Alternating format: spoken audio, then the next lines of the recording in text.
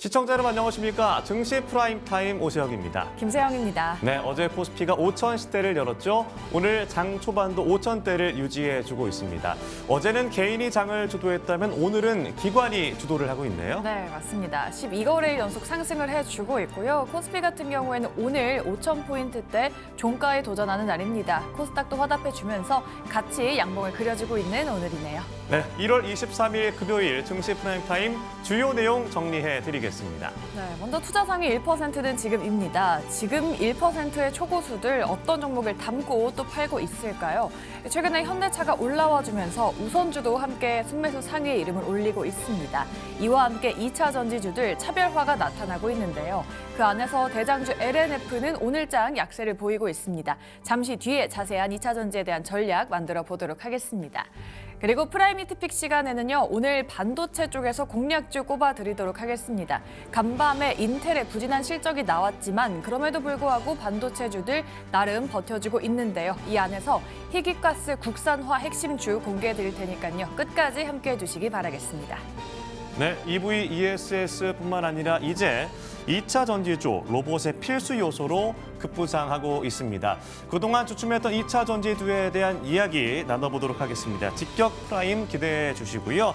자, 코스피 5천 시대 트럼프발 변수에 미국의 기준금리, 환율은 어떻게 움직일 것이고 또 그에 따라서 주식, 채권, 부동산, 금 등은 어떤 흐름을 보여줄까요? 어렵게 모셨습니다. 오건영 신한은행 프리미어 패스파인더 단장과 2016 경제를 보다 시간 함께하도록 하겠습니다.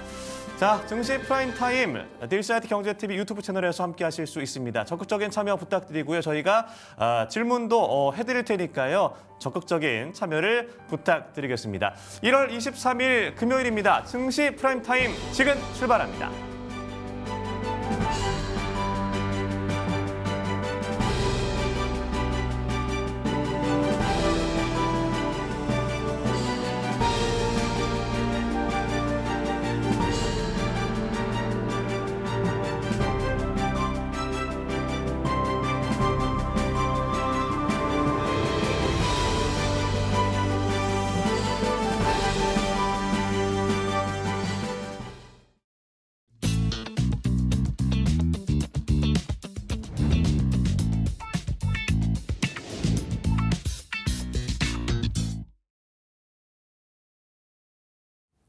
네, 투자상위 1%는 지금입니다. 오늘 다행히 시장이 빨간불 켜지고 있습니다. 상승장 안에서 고수들은 어떤 종목을 사고 있을지 이분과 함께 자세한 전략 알아보겠습니다. 제인시 투자자문 소재민 대표 나와주셨습니다. 안녕하십니까? 네, 안녕하세요. 네, 다행히 오늘 금요일장인데 지수도 살아나고 있고 상승 종목 수도 다행히 우세한 상황이네요. 그렇죠. 사실 이게 2차 전지 덕분이라고 좀 보여지는데 네. 제가 혹시 이제 어제 했던 거, 어제 방송을 보신 분들, 또 어제 글 보신 분들 기억하실지 모르겠지만 네. 오늘 같은 날은 어떤 섹터가 움직여줘야 되는 날이라고 말했던 거 기억나나요? 2차 전지의 변곡점이다. 뭔가 네. 아쉬워요. 왜요? 제약바이오가 이제 치고 갈 수 있는 게 오늘이라 그러고 있죠. 오늘 아하. 같은 경우가 제약바이오가 굉장히 좀 중요한 네. 하루가 될 거예요. 그러니까 이게 그냥 여러분들이 생각하기에는 뭐 2차 전지 지금 되게 잘 가니까 2차 전지 막 뉴스들 보면 또 엄청나게 좋잖아요. 막 엄청 좋은 뉴스들 나오고. 호재만 나오고 있어요, 지금. 그렇죠. 근데 지금 이게 갑자기 등장한 건가요? 아니죠. 아니죠. 네. 제가 방송 나와서도 여러분들한테 계속 얘기를 했던 거죠. 그러니까 돈이 올라갈 수 있는, 그러니까 돈이 움직이고 집중될 수 있는 환경에서 뉴스가 떴을 때 종목들이 올라가는 거거든요. 이제 그래서 2차 전지 같은 경우는 지금 여러분들이 와 엄청 좋다. 2차 전지 막 여기에만 집중한다거나 코스피 지금 5천 오늘 안착하나? 야 오늘 안착하면 좋겠다. 여러분들이 주목해야 될 포인트는 여기가 아니에요. 그러니까 우리는 지금 올라간 종목을 따라잡아가지고 콩고물 먹고 싶어서 매매하는 거 아니잖아요. 네. 그러니까 앞으로 시장에서 어느 타이밍에 중소형 주주들에서 순환매가 나올 수 있을까? 다음번엔 어떤 섹터가 움직일 수 있을까? 이런 걸 여러분들이 고민을 하고 종목을 잡아야 되거든요. 이제 그러면 지금 시장에서 여러분들이 주목해서 봐야 될 건 코스닥 지수예요. 그러니까 2차 전지가 잘 가고 말 가고도 뭐 별로 안 봐도 돼요. 네. 코스닥 지수가 지금 여러분들이 지금 바라는 거는 안정적으로 중소형주 내가 지금까지 소외받았던 내 종목들도 이제 좀 올라갔으면 좋겠고 좀 막 중소형 안에서 순환매가 나왔으면 좋겠다 이런 생각을 다들 하고 계실 텐데 그러기 위해서 제일 중요한 첫 번째 조건이 코스닥 지수가 먼저 환경을 만들어줘야 돼요. 네. 코스닥 지수가 올라가야 중소형이나 중소형 섹터가 움직이니까요. 자, 코스닥 지수 같은 경우는 이런 느낌으로 상승 추세를 만들고 있다라고 말씀을 드렸어요. 자, 그리고 지금 어디죠? 상승 추세선 상단이에요. 자, 이 자리 위로 코스닥이 올라가야 되는 거예요. 이 자리 위로 만약에 코스닥이 올라가면 네. 그때부터는 코스피 자금이 코스닥 쪽으로 빠르게 흘러 들어올 수 있어요. 그러면 코스피 쪽 같은 경우 여러분들 뭐 현대차 좀 눌리는 것 같아요. 삼성전자 뭐 잘 가는 것 같은데 조금 눌릴 것 같기도 하고 막 이제 긴가민가 하잖아요. 네. 걔네들이 조금 쉬어가면서 약간 횡보를 하면서 좀 쉬어가면서 피로를 풀고 거기서 이탈했던 자금들이 코스닥이라던가 중소형주 지금까지 안 올랐던 종목군들 있죠. 이런 쪽으로 골고루 퍼지면서 네. 시장 전체적으로 상승장의 분위기가 만들어지는 거예요. 그러니까 삼성전자, 현대차 얘네들만 잘 간다고 능사가 아니라는 거죠. 자, 그러기 위해선 제일 먼저 첫 번째 조건이 코스닥이 985포인트 위로 올라가야 돼요. 근데 여기까지 올리는 건 제가 2차 전지 가지고도 올릴 수 있다라고 했어요. 근데 여기를 뚫기 위해서는 2차 전지만 가지고 올라가긴 힘들어요. 네. 제약바이오의 힘이 필요한 거거든요. 네. 그래서 제가 오늘 제약바이오가 움직이는 게 굉장히 중요하다라고 어제도 말씀드린 거고 그래서 오늘 제약바이오 지금 움직이는 이런 흐름들을 보면은 네. 좀 긍정적이죠. 여기를 오고 있다라는 것 자체가. 그래서 오늘 종가까지 만약에 제약바이오의 강세 흐름이 유지된다. 그리고 코스닥이 985포인트 넘어간다라고 하면 그때부터는 중소형주 위주로 순환 매장이 나올 수 있기 때문에 여러분들은 코스닥 지수를 쳐다보고 네. 985포인트 넘나 안 넘나 쳐다보고 오늘 제약바이오가 강세를 보이는지 여부 쳐다본 다음에 985포인트 위로 넘어갔다. 그럼 그때부터는 지금 예전에 잘 갔던 뭐 삼성전자, 현대차 이런 우량주들 쪽으로 막 쳐다볼 게 아니라 지금까지 안 갔던 중소형 섹터 안에서 실적 괜찮은 소형주라서 무시받았던 거 있죠. 네. 그런 쪽을 위주로 매매를 하면 되는 거고 만약에 내가 좀 길게 보고 싶어. 그러면 내 삼성전자, 현대차 이런 얘들 그러면은 이제 삼성전자, 현대차 얘네들 잠깐 쉬어갈 때 네. 그럴 때 중소형주 움직인데 현 시장에 맞는 건 그럼 중소형주일 거고 다음 시장을 준비하고 싶다라고 하면 삼성전자, SK하이닉스, 뭐 현대차 좀 눌린다라고 하더라도 겁먹지 말고 모아가고 이런 식으로 다양한 시장 변수를 생각하면서 여러분들이 투자 전략을 잡으면 이렇게 안정적으로 수익을 계속 쌓아가실 수 있을 겁니다. 네, 그렇죠. 좀 많이 갔던 현대차나 그런 우량주 말고도 좀 그동안 소외됐었던 소형주까지 같이 움직여주는 그런 장이 오면 얼마나 좋지 않을까 그런 생각도 듭니다. 네, 그럼 이러한 장 안에서는 고수들은 지금 어떤 종목을 사고 있을지 현재 실시간 순매수 종목들 보도록 하겠습니다. 10가지 종목들은요. 네, 꾸준하게 현대차 그리고 현대차 우선주가 나란히 포착이 되고 있습니다. 오늘도 좀 달려지고 있는 현대그룹주고요. 이외에도 SK하이닉스 올라와 있습니다. 앞서 말씀드렸다시피 인텔의 부진한 실적에도 불구하고 반도체주들 오늘 좀 꺾이지 않고 있습니다. SK하이닉스도 양봉 보여줬고요. 오늘도 시장의 관심 2차 전지 대형주로 쏠려 있습니다. 소재민 대표님의 탑픽으로 주셨던 종목들 나란히 올라와 있죠. 4위와 5위에 삼성 SDI, 포스코 홀딩스 두 종목 다 양봉을 그려주고 있고요. 2차 전지 시장의 게임 체인저로 불리는 전고체 배터리 관련주들 역시나 이제 어제장 급등세를 보였었죠. 7위에 올라와 있는 레이크 머티리얼즈, 10위에 한농화성 두 종목 다 어제 상한가까지 도달을 했고요. 레이크는 오늘 초강세 보이다가 반락하는 모습, 한농화성은 4%대 상승세 유지해주고 있는 모습이고요. 하림지주도 꾸준하게 주가 조금씩 우상향 보여주고 있고 8위에 올라와 있는 하이브도 이 시간에 언급해 주셨던 종목이죠.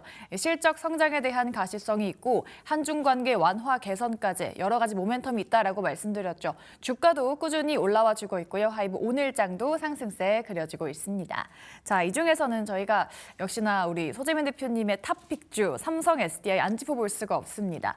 단기 목표가, 중장기 목표가 모두 도달을 하고요. 오늘은 무려 40만 원까지 딱 찍고 아직 좀 약간 내려와준 모습이긴 한데요. 이 종목 어떻게 대응을 해볼까요? 사실 이제 아마 어제 오늘 여러분들 방송이나 뭐 뉴스 이런 데서 뭐 삼성 SDI 네. 엄청 좋다 앞으로 계속 간다고 쏟아져 나옵니다. 쏟아져 나오고 네. 있죠. 근데 여러분들 그런 걸 좀 아셨으면 좋겠어요. 올라가는 종목을 코멘트 다는 거는 네. 사실 그렇게 어렵지 않아요. 누구나 할 수 있습니다. 그렇게 올라가고 나면 올라간 거 갖고 또 말하면 되거든요. 네. 근데 올라가기 전에 사람들 관심 안 줄 때 말하는 게 사실 힘들 거고 맞아요. 제가 삼성 SDI 말했을 때 전 아직도 예전에 기억나요. 네. 그 삼성 SDI 댓글창 막 봤을 네. 때 야 이럴 때 2차 전지를 말하는 아, 놈이 있구나. 그러니까 막, 엥 이랬지만 네, 그렇지만 네. 돌아보면 어떻죠? 근데 이게 제가 그 당시에 말했던 뉴스들 삼성 SDI는 이런 것 때문에 좋을 거예요라고 이렇게 코멘트를 드렸는데 네. 그 코멘트가 그냥 지금 그대로 나오고 그대로 있잖아요. 뉴스들로. 네. 근데 그게 여러분들이 생각하기에 갑자기 저는 이런 뉴스가 나올 거라고 생각합니다 한 게 아니라 원래부터 거기에 대한 얘기는 있었는데 네. 왜 하필 지금 주목을 받았는가? 여러분들은 여기에 대해서 생각을 해야 되는 거예요. 네. 그러니까 뉴스 때문에 야 이제 앞으로 2차 전지는 바로 로봇 쪽에 편입될 수 있대. 그러니까 2차 전지 좋대. 지금 여러분들 다 그러니까 2차 전지 앞으로 좋겠나? 이렇게 생각하지만 네. 올라가기 전에도 제가 말했잖아요. 2차 전지 로봇 쪽으로 붙는다니까요. 여기는 시장이 몰랐던 게 아니에요. 근데 다 알고 있었는데 그냥 지금 움직인 거예요. 근데 여러분들은 자꾸 뉴스를 보고 이 종목이 더 갈지 말지를 판단하거든요. 네. 그러니까 이런 매매를 하게 되면 항상 뒤따르는 매매밖에 안 되기 때문에 장이 좋을 때는 정말 재미를 보다가 나중에 한 번 잘못했을 땐 진짜 고점에 물리는 그런 상황이 생깁니다. 자, 지금 2차 전지가 더 갈 수 있을까 말까는 2차 전지에 좋은 뉴스가 지금 있다 없다의 문제가 아니라 코스닥 지수가 더 갈 수 있냐 없냐의 문제인 거예요. 그러니까 지금 2차 전지를 내가 투자를 한다라고 하면 뭐 뉴스 좋은 거 있으니까 거기에 홀려서 매매를 할 게 아니라 지금 코스닥 지수가 더 갈 수 있는 환경인가를 생각해야 되는데 지금 2차 전지 쪽에서 오늘 차익 실현 매물 나오고 있어요. 네. 왜 나올까를 생각해 보면 자, 2차 전지와 제약바이오 섹터는 코스닥의 메인 섹터다라고 했어요. 코스닥 지수의 흐름에 영향을 주는 섹터고요. 영향을 당연히 받죠. 근데 일반적인 섹터들은 지수를 따라서 움직여요. 오늘 지수가 안 좋으면 그 종목들도 빠지죠. 네. 지수의 흐름을 바꾸지 못해요. 하지만 우리나라의 메인 섹터라고 불리는 반도체, 2차 전지, 제약바이오 얘네들은 시장 지수의 분위기를 바꿀 수 있는 얘들이에요. 오호. 다른 종목이 다 박살나도 걔네들만 올라가면 시장 지수가 따라 움직이는 그러니까 이런 메인 섹터들 같은 경우는 그렇기 때문에 시장 지수와 병행해서 봐야지 단순히 뉴스만 보면 안 된다는 거예요. 자, 지금 코스닥 같은 경우도 제가 985포인트 돌파하는 거 중요하다라고 했잖아요. 만약에 이번에 코스닥이 985포인트를 돌파하면 그때부터는 코스피 자금이 코스닥으로 계속 들어오겠죠. 네. 그러면 코스닥은 어떻게 될까요? 더 올라가요. 그럼 2차 전지 섹터 어떻게 되죠? 당연히 더 올라갈 거예요. 자, 근데 지금 딱 추세선 상단. 이 추세선 상단이라는 건 저항이에요. 이 저항을 돌파할지 안 할지 아직까지 우리는 알 수 없어요. 이거를 돌파를 도와줄 수 있는 게 제약바이오인 거고 오늘 제약바이오가 좀 도와주고 있죠. 네. 자, 근데 여기를 만약에 돌파 못했을 때는 다시 코스닥 지수는 930포인트나 940포인트까지 이렇게 쪼로록 내려갈 수 있다는 거예요.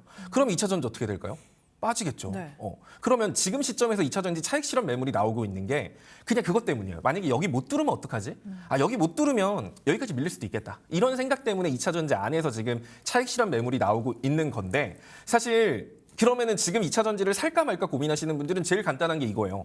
지금 사고. 그래, 930, 40포인트까지 밀리면 2차 전지 같이 빠지겠지. 그러면 나는 930, 40포인트에서 2차 전지를 더 사줄게라는 생각을 가지고 아예 지금 들어가고 930, 40포인트까지 밀리면 거기서 더 사는 거고 그냥 올라가면 그냥 남은 거 내가 산 거 가지고 수익 보면 돼요. 근데 많은 분들이 그때 더 살 걸, 더 수익 못 본 게 너무 아쉬워. 이런 생각 때문에 네. 자꾸 매매가 꼬이는 겁니다. 이런 식으로 전략적으로 보시면 되고 제가 삼성 SDI에서 굉장히 중요한 자리라고 했던 게 37만 원. 38만 원. 이 주봉상 480선 라인을 금요일 종가로 지켜주는 게 중요하다라고 했고 네. 여기까지는 갈 수 있다. 근데 여기서 한 번은 밀릴 것 같은데 이렇게 말씀을 드려서 제가 38만 원, 37만 원 라인을 여러분들한테 이제 중장기 목표가로 잡아드렸던 거예요. 근데 뭐 중장기 목표가는커녕 일주일 만에 갔죠. 그러니까요. 자, 이 자리 지금 오늘 돌파한 것까지 매우 좋아요. 네. 그러면 오늘 2차 전지를 사고 싶다라고 고민이 드는 분들은 일단은 기다려야 돼요. 왜냐하면 금요일 종가가 어떤 식으로 형성되는지 보는 게 중요하거든요. 만약에 삼성 SDI가 금요일 종가 오늘 기준으로 38만 원 위로 안착을 해요. 그리고 월요일 날, 다음 주 월요일 날 딱 시작을 했는데 38만 원 안 깨고 시작해. 그러면 주봉 저항을 돌파하고 한번 안착했던 거기 때문에 여기서 밀려도 큰 문제 없이 얼마 안 빠졌다 올라갈 거예요. 근데 만약에 오늘 종가에서 봤는데 얘가 38만 원 아래로 끝났어. 그렇다는 소리는 주봉 저항 돌파 못했다는 거거든요.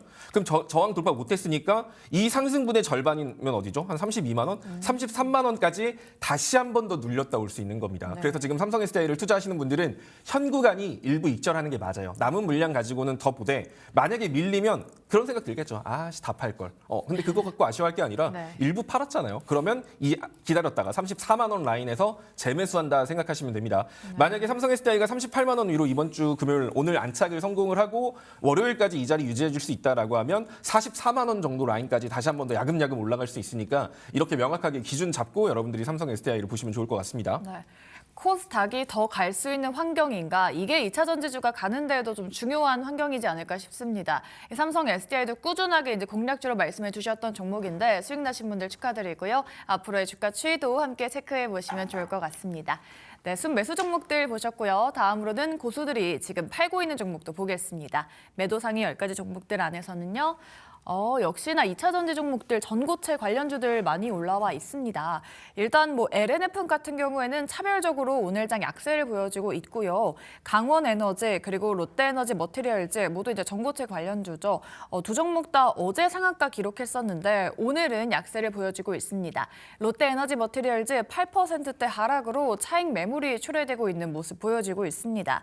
2위에 올라와 있는 네이버, 두나무와 네이버 파이낸셜이 합병 계획을 발표를 하면서 실적 그리고 재무에 대한 약진 기대감이 좀 고조가 되고 있는 상황입니다. 이번 빅딜을 통해서 스테이블 코인 같은 신사업 확대에 좀 속도가 붙을 것으로 보이고 있고요. 네이버 이틀 연속 주가 상승해주고 있습니다. 오늘 3%대 오름세 보여주고 있고요. 삼천당제약 역시나 오늘장 3%대 상승입니다. 비만 당뇨 테마 대장주가 될 거다라는 리포트가 나오면서 긍정적인 시세 보여주고 있고요. 4위 현대모비스, 10위 현대건설 같은 경우에는 오늘장 무려 13%가 넘는 급등세를 보이기도 했었죠. 이 자회사 현대엔지니어링의 해외 부실 리스크 해소까지 더해지면서 오늘장 상승세를 타주고 있습니다. 9위에 올라와 있는 한화엔진, 국내 선박 엔진 업계가 수주 호황을 이어가고 있다고 합니다. 한화엔진까지 오늘장 주가 초강세 보여주고 있는 모습입니다. 자, 그럼 순매도 종목들 안에서는요. 저희가 10위에 올라와 있는 삼성전기 보도록 할 텐데요. MLCC 관련해서 좀 모멘텀이 있습니다. 오늘 또 공교롭게 실적 발표하는 날이죠. 그렇죠. 뭐 삼성전기 실적이 나쁠 것 같지는 않고요. 근데 왜 매도상에 있을까요? 뭐 많이 올라서? 아니, 그쵸. 약간 그런 거예요. 지금 시장의 트렌드가 네. 바뀌고 있다는 게 느껴지는 게 뭐냐면 네. 원래 지금 제가 코스닥 쪽으로 2차 전지가 올라가야 된다 막 이런 얘기 했잖아요. 네. 그러면은 코스피 쪽이 좀 쉬어갈 수 있다라고 했죠. 그러면은 사람들이 생각하는 거예요. 지금까지 코스피의 트렌드는 뭐였죠? 상승 추세 돌파한 종목들이 미친 듯이 올라가고 네. 삼성전자 가는 놈만 가고 와 현대차만 가고 미치겠다. 막 내 건 왜 맞아요. 안 가냐. 야, 시장 지수는 막 그냥 미친 듯이 올라가는데 하락 종목은 겁나 많네. 약간 이런 느낌이었는데 이런 시장이 바뀌기 위해서 제가 2차 전지가 올라가야 된다라고 말을 했던 거예요. 네. 그래야 코스피 쪽이 이 타이밍을 맞춰서 잠깐 쉬어가자라고 하면서 밑으로 갈 수 있는 거거든요. 아마 지금도 삼성전자, 현대차, SK하이닉스 뭐 이렇게 우량주들 보시는 분들은 지금이라도 사야 되나? 근데 너무 많이 오른 것 같은데 좀 기다려볼까? 이제 점점 이런 생각들이 네, 점점 커지고 맞아요. 있거든요. 그리고 정작 빠지면 이제 그때부터 어떤 생각하냐면 더 빠지지 않을까? 기다려볼까? 약간 또 이런 생각이 들어요. 네. 그러니까 계속 관망 심리가 커지게 되거든요. 타이밍 잡기가 어렵죠. 그렇죠. 지금까지는 눈 뒤집고 그냥 달려들었다면 이제 2차 전지가 막 바닥에서부터 올라오고 있는 것 같으니까 굳이 내가 지금 이걸 잡아야 돼? 이러면서 관망 심리가 커지면서 대형주라던가 이런 쪽 위주로 점점 매수세는 좀 줄어들 거예요. 이게 부정적인 신호는 아니에요. 왜냐하면 너무 과열이 됐기 때문에 쉬어가는 건 당연한 거거든요. 네. 그러니까 이 쉬어가는 과정 속에서 당연히 우량주들 위주로 해서 매도세가 커지는 거고 삼성전기 실적 나쁘지 않을 거 알고 있고 또 MLCC 이게 쉽게 말하면은 약간 그 전기를 안정적으로 공급해 줄 수 있는 약간 댐 같은 거거든요. 네. 그냥 전기가 그러니까 필요한 곳에 적재적소로 배치될 수 있게. 그럼 이게 로봇이라던가 반도체 어마어마하게 많이 들어가기 때문에 삼성전기가 그래서 앞으로 실적도 좋을 거고 로봇 산업 성장할 때도 엄청 좋을 거야. 이런 기대감 가지고 쭉 올라가고 있었고 그 기대감은 여전히 유효해요. 네. 하지만 여기서 추가적으로 쳐줄 수 있는 한타. 그러니까 그런 거예요. 그 보통 주가는 미래에 대한 기대를 선반영해서 올라가는 거예요. 네. 그리고 그 기대를 충족해 준다라고 하면 그 정도 주가에서 횡보를 하는 거고요.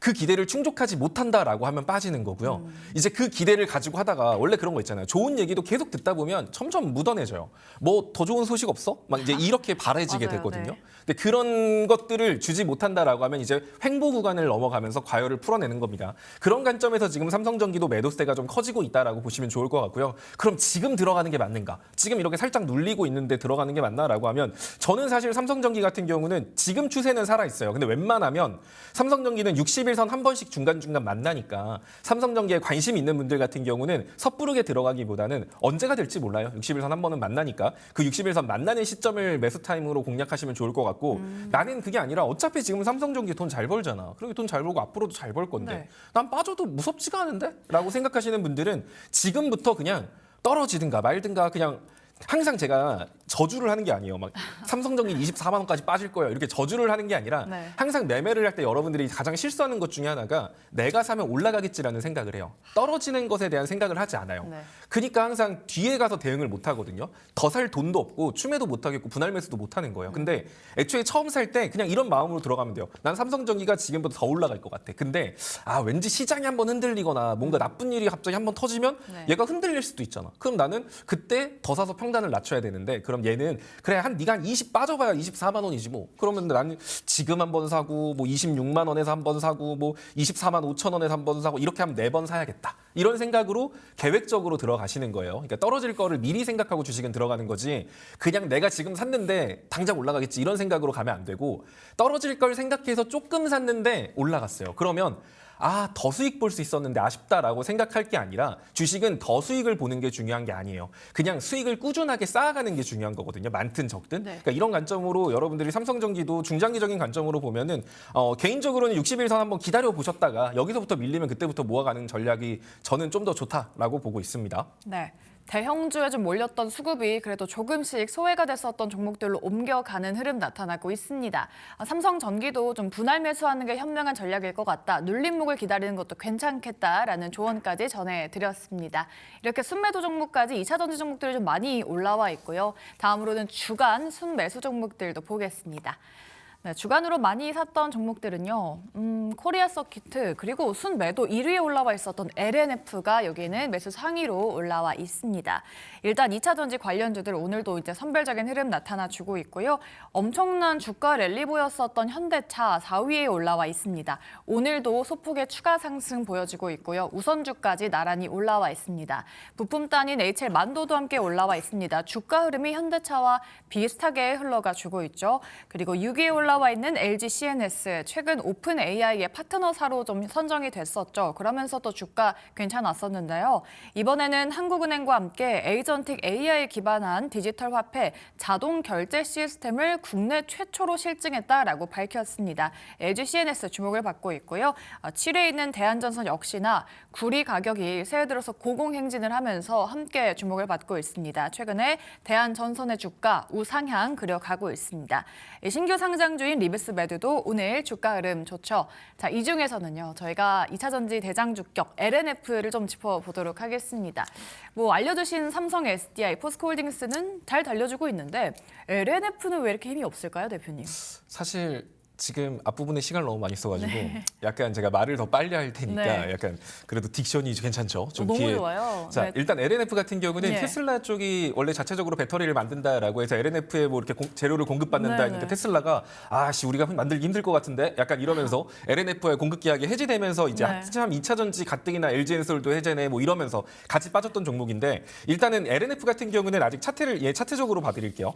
차트적으로 보면은 애초에 얘는 하락 추세를 이렇게 유지하고 있었어요. 그런 상태에서 이제 공급 계약이 원래 61선을 깨지 않을 것이라는 기대감을 가지고 여기서 이제 올라가지 않을까 했는데 공급 계약 해지 때문에 추세선 하단까지 만났다가 지금 다시 올라온 겁니다. 지금 왜 빠질까요? 추세선 상단 만났기 때문이에요. 이 자리를 돌파해 준다라고 하면 그때 가서 추세가 바뀌었다라고 말할 수 있는 거지. 이 자리를 돌파 못하면 얘는 다시 한 번 더 121선 만날 수도 있거든요. 그럼 LNF 주주들 입장에선 현 구간에서 내가 수익이든 손실이든 비중을 줄여야 되는 게 맞는 거예요. 내가 앞으로 2차 전지가 좋을 것 같더라도 이 자리에선 줄여놓고 얘가 확실하게 추세선 상단을 돌파한다던가 아니면 아까 제가 말했죠. 삼성 SDI가 오늘 제가 말한 포인트를 지켜주고 월요일까지 그 흐름을 유지해준다라고 하면 코스닥이 추가적인 상승을 보여줄 테니 그럼 LNF도 추가적으로 올라갈 거예요. 그럼 그때 가서 다시 산다라는 마인드가 오히려 맞는 거죠. 그래서 지금 LNF를 내가 만약에 신규 진입을 하고 싶다라고 한다면 사실 지금 들어가기보다는 13만 원 정도 위로 안착하는 거 보고 들어가는 게 가장 좋아요. 그러니까 싸게 사는 게 능사가 아니에요. 확실하게 추세를 바꾸는 포인트인 13만 원에서 사거나 아니면 추세선 하단 부근인 한 10만 5천 원 정도 이 구간부터 여러분들이 추가 매수라던가 신규 진입을 하는 게 맞는 거고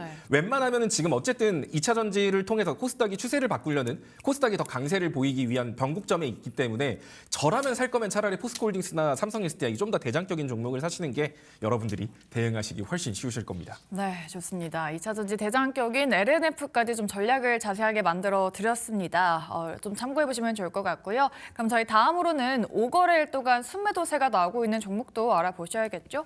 네, 이 중에서는요, 좀 비슷한 종목들 계속해서 올라오고 있습니다. 뭐 삼성전자, LG전자, 그리고 로봇까지 걸쳐 있는 스메까지 이름을 올려주고 있습니다. 일단 삼성전자 계속해서 TP를 상향하는 리포트들 나오고 있습니다. 20만 전자까지 갈 것이다. 긍정적인 리포트들 많이 쏟아져 나오고 있습니다. 다음 주 실적 발표가 있죠. 좀 지켜보셔야겠고요. LG전자와 심텍도 올라와 있습니다. 그리고 제약 바이오주들 오늘도 약간 약세를 보여주고 있는데 대장주인 4위의 알테오젠 의견이 단기 급락을 하면서 제약바이오 섹터에 약간은 투자 심리가 악재로 좀 작용을 하고 있습니다. 전반적으로 영향을 미쳐주고 있고요. 12위의 올릭스, 6위의 D&D 파마텍 같이 다수의 제약바이오주들이 올해 들어서 10% 내외의 손실을 좀 보고 있다라고 합니다. 그래도 추가적인 상승 나올 수 있을지 오늘 좀 지켜보셔야 될 것 같고요. 오늘도 로봇주들도 좀 포착이 되고 있습니다. 5위에 이름을 올린 로보티즈, 7위에 사면, 그리고 9위에 스맥까지 로봇 관련주로 분류되고 있는 모습입니다. 자, 이 중에서는요, 저희가 알테오젠 볼 텐데 이틀 전에 주가가 무려 20% 넘게 폭락이 나왔고 사실은 천스닥을 가려면은 말씀하신 대로 제약바이오가 좀 힘을 내줘야 되잖아요. 알테오젠은 좀 어떤 흐름을 앞으로 좀 보여주게 될까요? 그래서 지금 알테오젠이 중요한 거죠. 아. 말했지만 2차 전지 혼자 힘 가지고는 코스닥 추세선 상단을 돌파하기 힘들어요. 네. 그럼 최소한 알테오젠이나 제약바이오 덩치 큰 종목이 발목은 잡으면 안 돼요. 그쵸. 최소한 걔네들은 평균치 혹은 약상승, 네. 기술적 반등이라도 나와야 되거든요. 그래서 지금 제약바이오를 접근한다라고 하면 사실상 전고점을 갱신하겠구나라는 기대감보다는 기술적 반등을 생각하면서 접근하는 전략은 어떻게 보면 현 시점에서 유효한 것 같습니다. 네. 오늘 저녁 미증 씨가 좀 중요하긴 한데 이것까지 얘기하면은 1시간일 것 같아서 네. 자세한 얘기는 조금 이따 QR코드 찍고 들어오시면 들으실 수 있을 것 같고요. 네.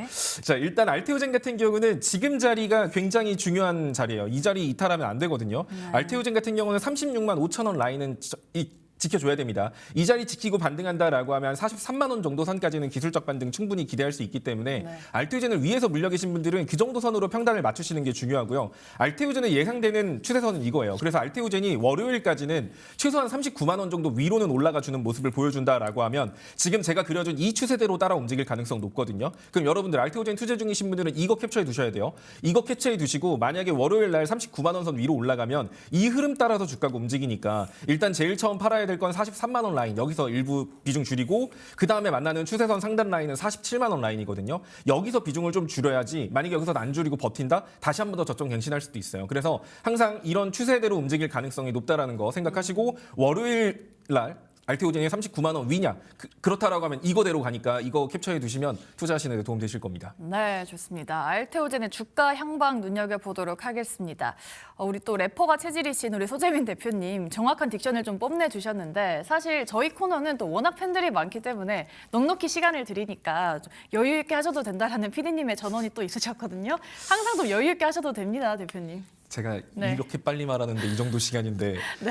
제가 여유 있게 뭐 네. 이 정도로 말한다라고 하면 1시간이 걸리지 않을까. 그럼 정확한 딕션 또 뽐내주시기 네네. 바랍니다. 이거 저는 네. 이렇게 많은 걸 알려드리고 싶다 보니까 그쵸. 이런 거거든요. 그러니까 그냥 단순히 뉴스 풀어서 얘기할 거였으면 네. 이렇게 안 하겠죠. 근데 여러분들이 필요한 건 약간 인사이트잖아요. 맞아요. 그래서 일단은 오늘 가지고 온 종목은 여러분들한테 최근에 제가 항상 말했던 제약바이오 뭐 사고 싶으면 그냥 이거 사시면 돼요 했던 맞습니다. 종목이죠. 어떤 걸까요? 바로 셀트리온입니다. 셀트리온입니다. 사실 셀트리온도 예. 제가 되게 많이 다뤄서 매매도 많이 했던 종목이기도 해서 아마 저랑 같이 하셨던 분들한테 되게 익숙하고 친숙한 종목일 거예요. 사실 지금 보면 그렇잖아요. 2차 전지 좋다 하고 2차 전지 다들 말하는데 네. 너는 왜 지금 이제 와서 제약바이오 안 좋다는데 제약바이오 말해? 이렇게 생각하시는 분들도 있을 네. 거예요. 근데 그걸 아시면 돼요.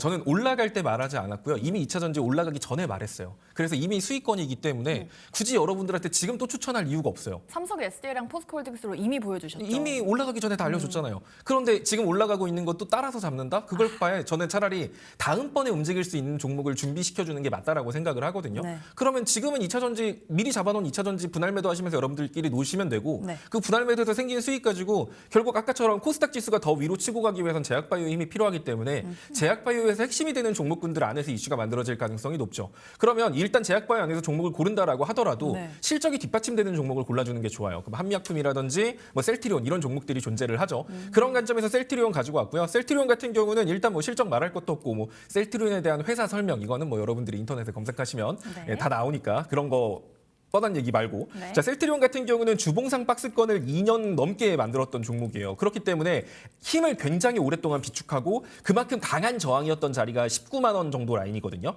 근데 이 자리를 이번에 뚫어냈단 말이에요. 2년 동안 물려있던 사람들의 수건을 해결하고 그만큼 강한 매수세가 들어오면서 저항을 뚫었는데 다시 안쪽으로 들어간다? 이럴 가능성은 상당히 적다라고 보고 있습니다. 따라서 셀트리온은 현재가부터 그냥 한 19만 정도 19만 원? 한 그 정도까지 여러분들이 뭐 좀 빠질 때마다 제약바이오 힘 안 좋으니까 그때마다 모아간다 생각하시면 될 것 같고 그 자리를 지켜내고 반등에 성공할 수 있다라고 하면 이번에는 뭐 22만 5천 원 전고점 정도는 충분히 넘어갈 수 있고 길게 보면 24만 원, 26만 원까지도 가능한 종목이니까 지금 시점에서 내가 다음 시장을 위해서 뭘 준비하면 좋을까 하시면 올라가는 종목 따라잡기보다는 지금 좀 약세 보이는 종목군들 기회로 생각해서 접근하시면 될 것 같습니다. 만약에 19만 원 이탈했을 때는 과거 박스권, 주봉 박스권으로 돌아갈 수 있어요. 그러면은 매매가 좀 피곤해질 수 있겠죠. 그럴 때는 비중을 좀 줄이는 방식으로 가시면 될 것 같습니다. 네, 오늘의 공략주는 대장주 셀트리온 가져와 주셨습니다. 전 고점 부근인 22만 5천 원까지 잘 지켜보시면 좋을 것 같습니다. 사실 대표님의 지난주 공략주였던 전진건설 로봇이 지금 목표가를 오늘 또 터치한 상황이거든요. 이 종목에 대한 자세한 전략 그리고 투자 수익까지 궁금하신 분들은 좀 어디로 가면 될까요? 아래 QR코드로 오시면 될 것 네. 같아요. 그때 제가 재건주 말했을 때도 이런 시장에서 웬 재건주라고 다들 생각하셨을 맞아요, 거예요. 맞아요. 이런 게 미리 준비하는 거예요. 올라간 종목 따라잡을 네. 게 아니라 앞으로 올라갈 종목 그리고 왜 그게 올라갈 수 있을지를 단순히 뉴스를 보고 판단하는 게 아니라 지금 시장의 차트와 여러 가지 흐름을 보면서 제가 설명을 해주고 있거든요. 네. 방송에서도 말이 이렇게 많은데 시간 제약 없는 글을 쓰는 공간에서는 와. 글 어마어마하게 많겠죠. 맞습니다. 정말 경험하지 못한 글들을 보시게 네. 될 겁니다. 아래 QR코드 오시면 될 것 같아요. 네, 좋습니다. 오늘 목표가 터치한 전진건설 로봇 투자 전략까지 궁금하신 분들 그리고 더 많은 투자 인사이트가 궁금하신 분들은 아래 QR코드 타고 들어가시면 무료로 얻어가실 수 있습니다. 많은 참여 부탁드리도록 할게요. 네, 오늘 이 시간 제인시 투자자문 소재민 대표와 함께했습니다. 오늘 말씀 고맙습니다. 감사합니다.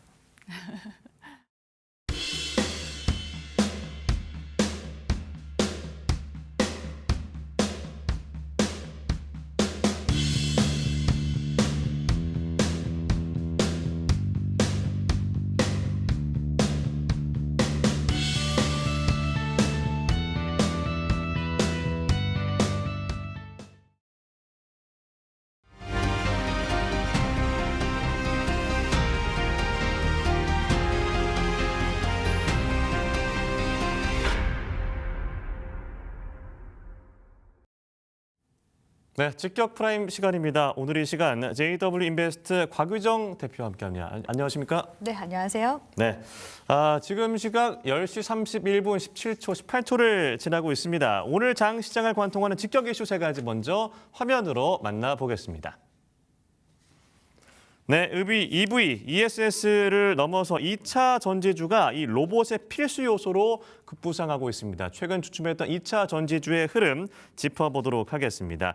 자, 두 번째는요. 현대차, 아틀라스를 선두로 해서 로봇주 아주 잘 갔죠. 종목 차별화가 확대가 되나 옥석 가리기 어떻게 하는 것인지 알아보도록 하겠습니다. 자, 마지막 주제, AI 서버용 수요가 급증하면서 MLCC가 새로 주목이 되고 있습니다. 제2의 전성기를 맞이하게 될 것인지 관련 내용 짚어보도록 하겠습니다. 네, 말씀드린 대로 2차 전지주 최근 주춤한 흐름 속에서 주춤한 EV, 그러나 ESS 시장으로 확장하는 국면에 접어들고 있죠. 뿐만 아니라 이 로봇까지도 주목을 받고 있습니다. 자, 오늘 주가 흐름 보면 삼성 SDI 지금 상승폭이 좀 줄었습니다만 좋은 흐름 최근에 보여줬죠. 전고체 분야에 앞서 있잖아요. 현대차와의 MOE 효과가 좀 나타나고 있다라고 보면 될까요? 네, 일단은 뭐 삼성 SDI 같은 경우에는 삼성그룹의 또 계열사이기도 하잖아요. 그리고 삼성전자 쪽에서 지난해 이제 레인보우 로보틱스도 인수를 한 상황이기 때문에 아무래도 이제 삼성 SDI에서 로봇용 배터리를 만든다라고 했을 때 레인보우 쪽에 그 배터리를 납품하게 될 가능성도 열어두고 보시면 좋을 것 같고요. 그리고 기존에 이렇게 이제 현대차와 기아 쪽에 그런 로보틱스 랩 관련해서 이제 MOU를 맺었었던 그런 이력들이 시장에서 지금 딱 로봇 모멘텀이 나왔을 때 부각이 되는 것 같습니다. 그래서 원래 이제 배터리라는 게 쓰임새가 굉장히 많거든요. 우리가 일상생활 속에서도 기본적으로 건전지도 이제 배터리라고 볼 수가 있는 부분이고요. 뭐 더 나아가서 전기차 배터리라는 이제 부분이 2차 전지 쪽에서 더 많이 강조가 되긴 했지만 최근에 2차 전지가 또 ESS향 그 에너지 저장 장치 모멘텀도 타고 있었던 상황이잖아요. 근데 그런 와중에 이제 로봇 섹터가 워낙 이제 지난해 하반기 연말부터 이제 강세 흐름이 잇따라 나오고 있는 상황이기 때문에 이런 로봇 배터리에 대한 관련 기대감이 상당 부분 좀 시장에 반영이 지금 되고 있는 게 아닌가라는 생각을 해보게 되는 것 같습니다. 네. 삼성 SDI 같은 경우에는 지금 이제 외국인 순매수세도 지속적으로 저가 매수세가 또 들어와줬었던 상황이기도 하고요. 최근에 이제 수급 동향 봤을 때도 보험이나 투신, 연기금 쪽에서 일찌감치 이제 순매수세가 적어도 한 5거래일 정도 연속으로 들어온 모습들도 관측이 되고 있거든요. 그러니까 전거래일에 이제 삼성 SDI가 거의 한 20%대 넘는 이제 등락률을 보여줬는데 이미 기관 쪽에서는 이런 관련 자금이 들어왔었다라는 점을 눈여겨볼 수 있지 않나라는 생각을 해보게 되는 것 같습니다. 일단 지금 삼성 SDI 쪽에 들어오고 있는 여러 가지 모멘텀을 보면요. 사실 이제 지난해부터 ESS양 이제 모멘텀이 삼성 SDI 쪽에도 들어오기 시작했는데 네. 배터리셀 관련 기업들이 재무적인 부분들을 살펴보면 적자를 여전히 보고 있긴 합니다. 삼성 SDI도 작년 이제 컨센서스상 드러난 부분만 하더라도 영업이익 이제 적자를 기록했고요. 그나마 LG 에너지 솔루션이 ESS 향후로 이제 북미 쪽에서 수주가 계속 나오고 있기 때문에 그 전기차 캐즘으로 인한 그리고 그 미국의 전기차 보조금 폐지나 IRA 법안 세액공제 축소에 대한 그런 이제 부분들이 노이즈가 있더라도 네. 매출액을 상당 부분 상쇄해 나갈 수 있었던 부분이었거든요. 그래서 삼성 SDI가 ESS 분야에 있어서는 후발주자이긴 하지만 지금 이제 제2차 중앙계약 시장 입찰이 지금 진행 중에 있는데 1차 계약에서는 또 수주를 70% 넘게 따내기도 했었고요. 이번에도 이제 LG 에너지 솔루션과 계속해서 자웅을 겨룰 예정이라고 합니다. 그래서 ESS양 모멘텀이 일단 트랙 레코드가 지난해 일단은 한번 만들어진 상황이고 이제 미국향 모멘텀까지 봤을 때 일단은 올해는 실적이 이제 흑자로 돌아서는지 사실 그 부분을 더 봐야 되겠고요. 네. 로봇 배터리와 관련된 부분은 사실 지금 실질적으로 매출 발생에 대한 부분이 그렇게 기대감이 크진 않습니다. 말 그대로 지금 로봇 모멘텀이 내러티브가 형성돼서 앞으로 이렇게 될 것이다, 시장이 더 크게 형성될 것이다라는 기대감이 지금 유입된 걸로 보여지거든요. 그리고 삼성 SDI 같은 경우에는 또 전고체 이제 배터리를 만들고 있는데 이제 로봇 배터리 같은 경우는 지금 충전을 이제 1시간 정도 하면 2시간 정도밖에 구동이 되지 않습니다. 네. 그만큼 이제 고사양 고성능의 이제 배터리가 필요로 하거든요. 그런 이제 배터리에 있어서 자유80 원통형 배터리라든지 전고체 배터리가 앞으로 로봇 배터리 시장에서 많이 각광을 받게 될 것이다라는 건데 전고체 배터리 부문에 있어서는 가장 상용화가 맞닿아 있는 앞선 곳이 삼성 SDI이긴 합니다. 네. 그리고 이제 SK온 그리고 2030년도에는 LG 에너지 솔루션이 그 전고체 배터리 상용화를 지금 앞두고 있는 상황이라고 볼 수가 있는데 이런 전고체 배터리에 있어서도 삼성 SDI가 일단은 선두 주자라는 점 그런 부분들을 봤을 때 이제 내년 하반기 연말부터 이제 본격적으로 전고체 배터리를 또 양산한다는 그런 이슈들이 계속 나오고 있긴 하거든요. 그래서 네. 이런 부분들이 시장에서 좀 재부각이 되면서 상승세가 강하게 나온 게 아닌가라는 생각이 들고요. 오늘 구간에서는 좀 소폭 눌리는 모습들 나와주고 있는데 저는 2차 전지 관련 주들은 뭐 삼성 SDI뿐만 아니라 뭐 LG 에너지 솔루션 그리고 배터리 관련 소재 관련 기업들까지 조금 더 중장기적인 안목으로 바라봐야 하는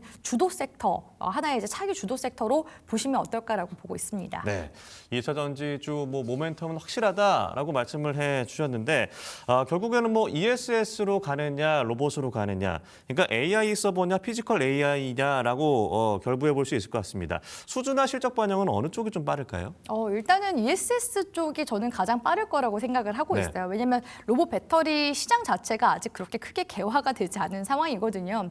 그러니까 지금 최근에 CES에서 거의 이제 뭐 로봇들이 굉장히 많이 보였다라고 할 정도로 이제 정말 막 로봇 시장은 개화 단계에 있는 그런 상황이고 휴머노이드 로봇 시장이 이제 막 발돋움한 만큼 이제 앞으로의 그런 이제 로봇 배터리 시장으로서의 이제 도약 가능성 이런 부분들 때문에 시장에서는 그냥 성장 가능성을 주목하고 있는 그런 단계다라고 보시는 게 좋을 것 같아요. 그래서 네. 실질적인 매출에 대한 부분은 ESS양 모멘텀을 보시는 게 저는 더 중요하다고 생각을 하고 있거든요. 특히 뭐 삼성 SDI나 LG 에너지 솔루션 같은 경우에도 이번에 일단 진행하고 있는 앞서 말씀드린 2차 중앙계약 시장의 그런 이제 수주 입찰 결과 이런 부분들이 또 중요할 거고. 거고 계속해서 지난해 이제 수주를 따냈었던 ESS향 그런 수주가 매출로 이제 반영이 차차 얼마만큼 이루어지고 있는지 이런 부분들이 결국에는 뭐 분기마다 실적에 대한 부분들을 확인하면서 가고자 하는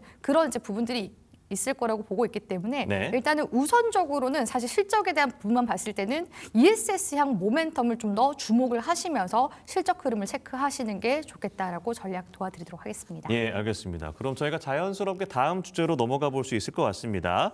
자, 로봇주 종목 차별화 확대가 되는가?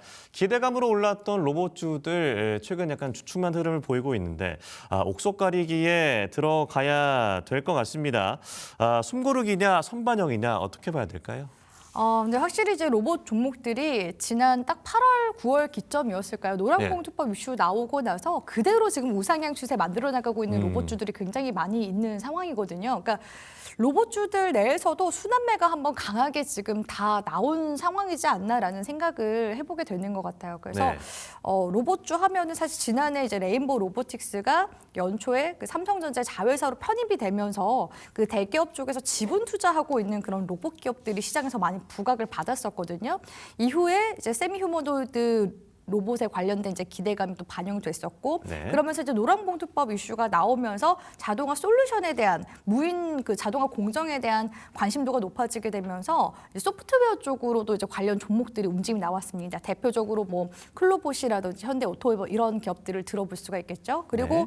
최근에는 이제 CS 이슈가 나오고 나서 현대차 그룹 밸류체인단에 있는 로봇 부품 기업이라든지 내지는 휴머노이드 시장이 또 개화되면 로봇 부품에 있어서도 액추에이터와 감속기 그러니까 로봇의 근육과 관절 역할을 하는 그런 부품단의 수요도 같이 폭발적으로 늘어날 수밖에 없기 때문에 같이 함께 부각이 되면서 중소형주들 특히 액추에이터나 감속기 모멘텀을 가지고 있는 뭐 SPG, 유로메카 최근에는 해성 에어로보틱스 같은 이런 신규 종목들도 시장에서 반짝 지금 상승세가 강하게 나와준 상황이거든요. 그렇기 때문에 언제 그러면 숨고르기를 하냐 이런 부분들을 이제 보셔야 될 것 같은데 네. 사실 저는 이번 주 그런 이제 수급적인 변동을 봤을 때 숨고르기 단계 지금 들어가고자 하는 그런 변동성 움직임들이 많이 관측이 됐었다고 생각을 하고 있어요. 특히 이제 이번 주 같은 경우에는 물론 이제 우리 국내에 정부에서 신규 원전에 대한 뭐 건설 기대감도 들어와줘서 지금 중소형 원전 관련 종목들도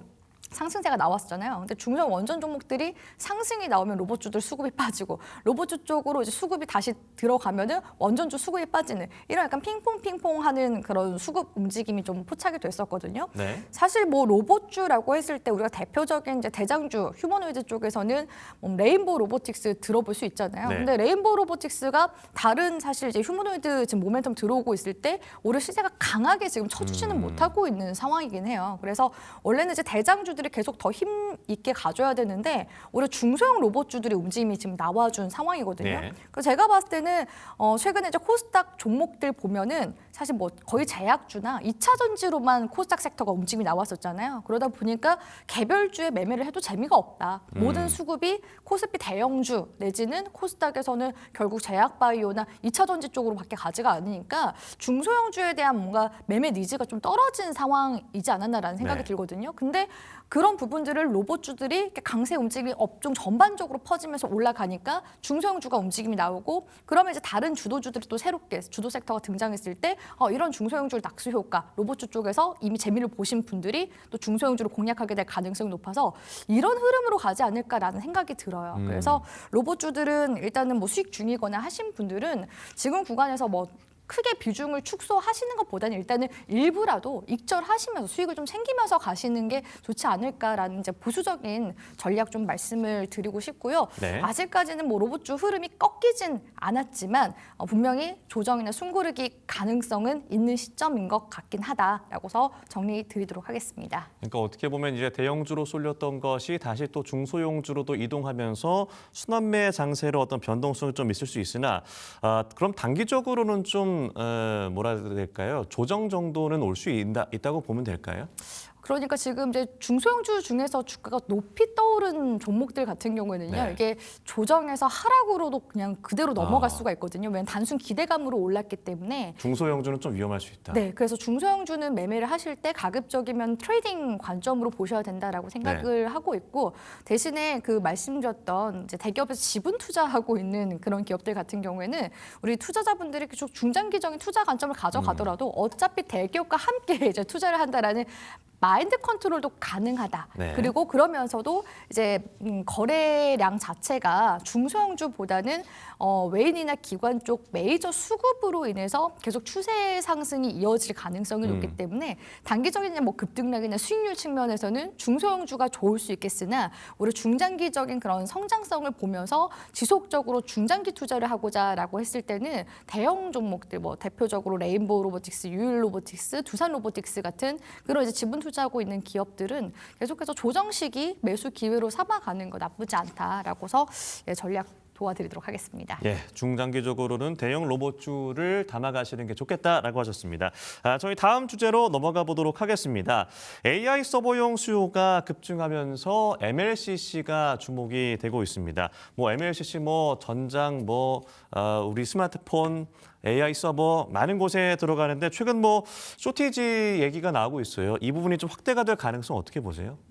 일단은 삼성전기가 진짜 지난해부터 어마어마하게 주가 네. 상승세를 시연해 나가고 있는 것 같아요. 그래서 뭐 대표적으로 지금 실적에 대한 사실 기대감이 굉장히 크기 때문에 움직임이 나오는 거라고 생각을 하고 있는데, 일단은 뭐 대표적으로 반도체 기판 쪽을 놓고 본다면 최근에 뭐 삼성전기뿐만 아니라 대덕전자라든지 코리아 서키트, 뭐 침텍 이런 이제 기판 관련 종목들도 많이 떠오르긴 했었단 말이에요. 네. 그래서 확실히 이제 첨단 산업 공정으로 이제 가면 갈수록 이런 패키지 기술력을 가지고 있는 이런 기판에 대한 수요가 늘어날 수밖에 없는 상황이기 때문에 이런 삼성전기 지금 실적이 계속 개선이 되고 있는 부분이고, 사실 삼성전기라고 했을 때 MLCC 사업도 빼놓을 수가 없습니다. 네. MLCC 역시도 산업의 쌀이라고 불릴 만큼 모든 전자기기 쪽에 다 이 MLCC가 또 쓰이기도 하거든요. 특히 이제 삼성전기에서 또 기대를 해볼 수가 있는 게 이제 유리기판 그런 기술 개발에 대한 부분들도 기대를 할 수가 있는데, 유리 기판에도 MLCC가 쓰입니다. 그래서 요즘에는 이제 이 MLCC가 정말 그 AI 서버용 MLCC 쪽에서 계속해서 그 수주 소식이 들려오고 네. 있어서, 원래는 이제 이거를 분기 단위로 계약을 이제 진행을 했었는데 워낙 수요가 지금 폭발적이다 보니까 연간 지금 계약이 늘고 있는 상황이거든요. 그래서 지금 이제 삼성전기가 앞으로 계속 이제 좀 쌓아두는 수주고가 계속 늘어나고 매출 반영이 되고 그런 이제 부분들이 지금 이제 시세상으로 반영이 되고 있는 게 아닌가라는 생각이 들고요. MLCC 관련 기업이라고 했을 때 우리 국내 상장사들도 네. 몇 군데 정도 있긴 합니다. 근데 이제 대표적으로 MLCC만 놓고 봤을 때는 글로벌 전체적으로 봤을 때 시장 점유율을 어느 정도 이렇게 가져가면서 이런 서버용 AI MLCC를 만들 수 있는 곳은 삼성전기와 일본 무라타 정도뿐이긴 하거든요. 예, 그렇기 때문에 지금 오히려 이런 이제 AI향 모멘텀을 타고 이제 MLCC 관련 모멘텀이 붙어주면서 삼성전기가 올라간 게 아닌가라는 생각이 들고요. 관련 내용들을 찾아보니까 이 AI 서버 같은 경우에는 전력 소모량이 크기 때문에 그 MLCC 대당 3배 이상 탑재량이 필요하다고 하더라고요. 그렇기 때문에 당분간은 이런 슈퍼사이클이 지속된다라고 했을 때 삼성전기의 이제 신규 진입에 대해서 고려하시는 분들도 이런 부분들이 여전히 또 좋은 긍정적인 모멘텀이 될 수 있지 않을까. 그러면서 유리기판 모멘텀까지, 그러니까 성장 모멘텀까지 가져갈 수 있는 지점에 있다라는 거예요. 그래서 그런 관점에서 저는 이런 MLCC 쇼티지가 계속 이제 확대가 될 수 있다라는 그런 이제 업계 쪽의 분석이 있는 한 삼성전기의 추세 상승 계속 좀 더 이어지지 않을까라고 보여집니다. 네. 그러니까 MLCC가 무엇인가라고 막 궁금하신 분들 입장에서는 뭐 저 또한 그렇고, 그러니까 반도체가 이 뇌라고 한다면 이 MLCC를 혈관으로 많이 비유를 하더라고요. 그러니까 그만큼 AI에 대한 어떤 수요로 인해서 반도체 성능이 커지면 그만큼 혈관이 더 많이 필요할 거고 좀 더 확장된 속도 이런 것들이 필요할 것이다라는 얘기인데, 삼성전기가 진짜 이 시장에 뛰어든 지 얼마 안 됐음에도 불구하고 시장 점유율을 높여가고 있고, 그러니까 현 시점에서는 결국에는 그러면은 이 부분은 아무래도 탑픽은 삼성전기다라고 보면 될까요? 네, 사실 이제 MLCC 관련주라고 했을 때 시장의 대표적인 종목들이 제가 몇 개 또 있다고 말씀을 드렸었잖아요. 그래서 네. 삼성전기가 일단은 대장이라고 보시는 게 좋고 그 외에 이제 삼성 사막 콘덴서와 이제 아모텍 이런 종목들도 꼽아볼 수 있긴 한데요. 사막 콘덴서 같은 경우는 지난 이제 9월달 거래량 들어온 이후로 약간 좀 지지부진하게 흘러가는 부분들도 있습니다. 근데 저밸류에이션 상태이긴 하거든요. 네. 그래서 사막 콘덴서가 만약에 이런 삼성전기향 MLCC 모멘텀을 받는다라고 한다면은 일단은 뭐 트레이딩 내지는 스윙 관점에서는 보실 수는 있을 것 같긴 해요. 근데 요즘 장의 흐름을 보면은 가는 놈이 더 잘 가는, 그러니까 대장주가 더 잘 가는 그런 시장이긴 하잖아요. 그래서 네. 그럴 바에 역시나 그 기승전 삼성전기를 MLCC 대장주로 그냥 공략하시는 게 훨씬 낫지 않을까라고서 판단되어집니다. 네, AI 서버용 수요가 급증하면서 MLCC 주목을 해 보셔야 하는데요. 삼성전기 역시나 탑픽이다라고 꼽아주셨습니다. 그럼 마지막으로 오늘 장 탑픽 어떤 종목인지 짚어주시죠. 네, 오늘 이제 종목은요. 앞서 이제 삼성전기 말씀을 드렸는데 네. 삼성전기와 그 유리기판 지금 식가격 개발을 지난해부터 하고 있는 네. 네, 솔브레인이라는 솔브레인. 반도체 네, 소재 관련 기업 가지고 왔습니다.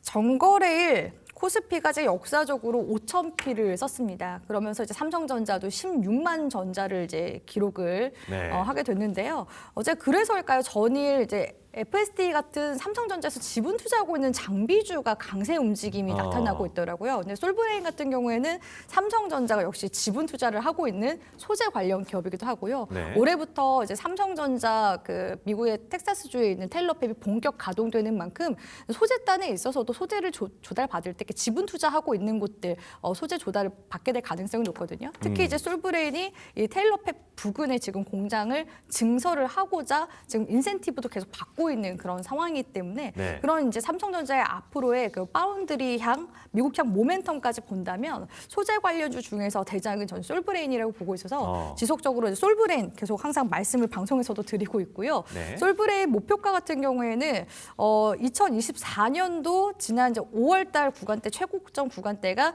35만 8,500원이었는데 네. 36만 원 선 돌파하면은 추세상 우상향 추세 강하게 이어나갈 가능성이 높기 때문에 1차적인 목표가는 36만 원 제시하고요. 손절가는 지금 현재 구간에서 마이너스 10% 내외 구간인 30만 원 제시하도록 하겠습니다. 네, 현재 32만 3만 원대 구간인 이 솔브레인 목표가 36만 원, 손절가 30만 원 제시해 주셨는데 앞서 삼성전기 추천을 많이 해주셔서 지금 현재 한 28만 1,000원대인데 삼성전기 목표가나 손절가는 어떻게 좀 예상을 해볼 수 있을까요? 삼성전기 같은 경우에는 사실 지금 시점에서 목표가를 정하는 것 자체가 네. 무의미할 정도로 지금 신고가 움직임이 나타나고 있기 예. 때문에 그대로 이제 추세를 타시는 쪽으로 가셔라라고서 조언 드리도록 하겠습니다. 네, MLCC 분야의 어떤 점유율을 높이고 있는 삼성전기 목표가 없다, 계속 갈 것 같다라고 말씀을 해주셨습니다. 지금까지 JW 인베스트 곽유정 대표와 함께했습니다. 고맙습니다.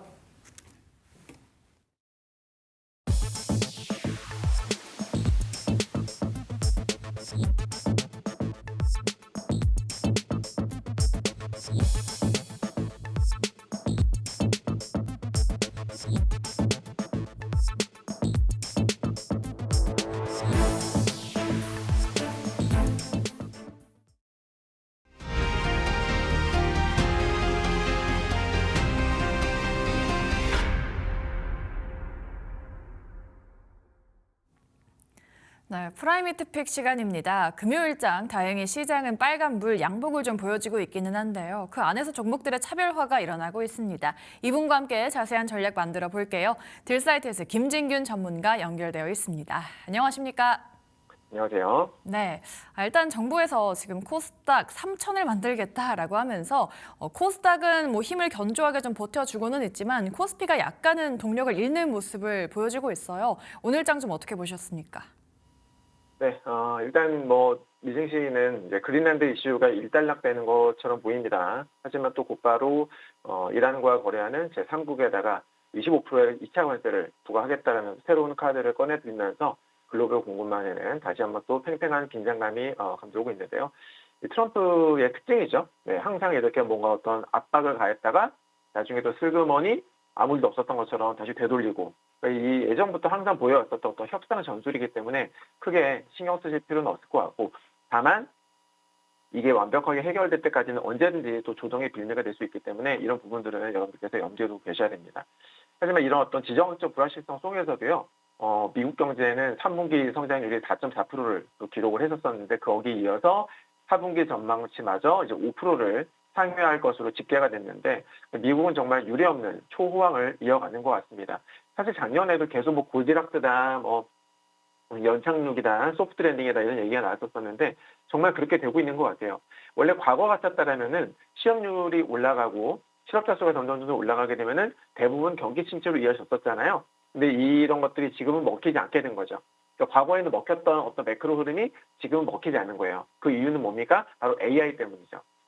과거에는 기업들이 어떤 이제 뭐 업황이 안 좋거나 하게 되면은 어떻게 합니까? 고용을 줄이잖아요.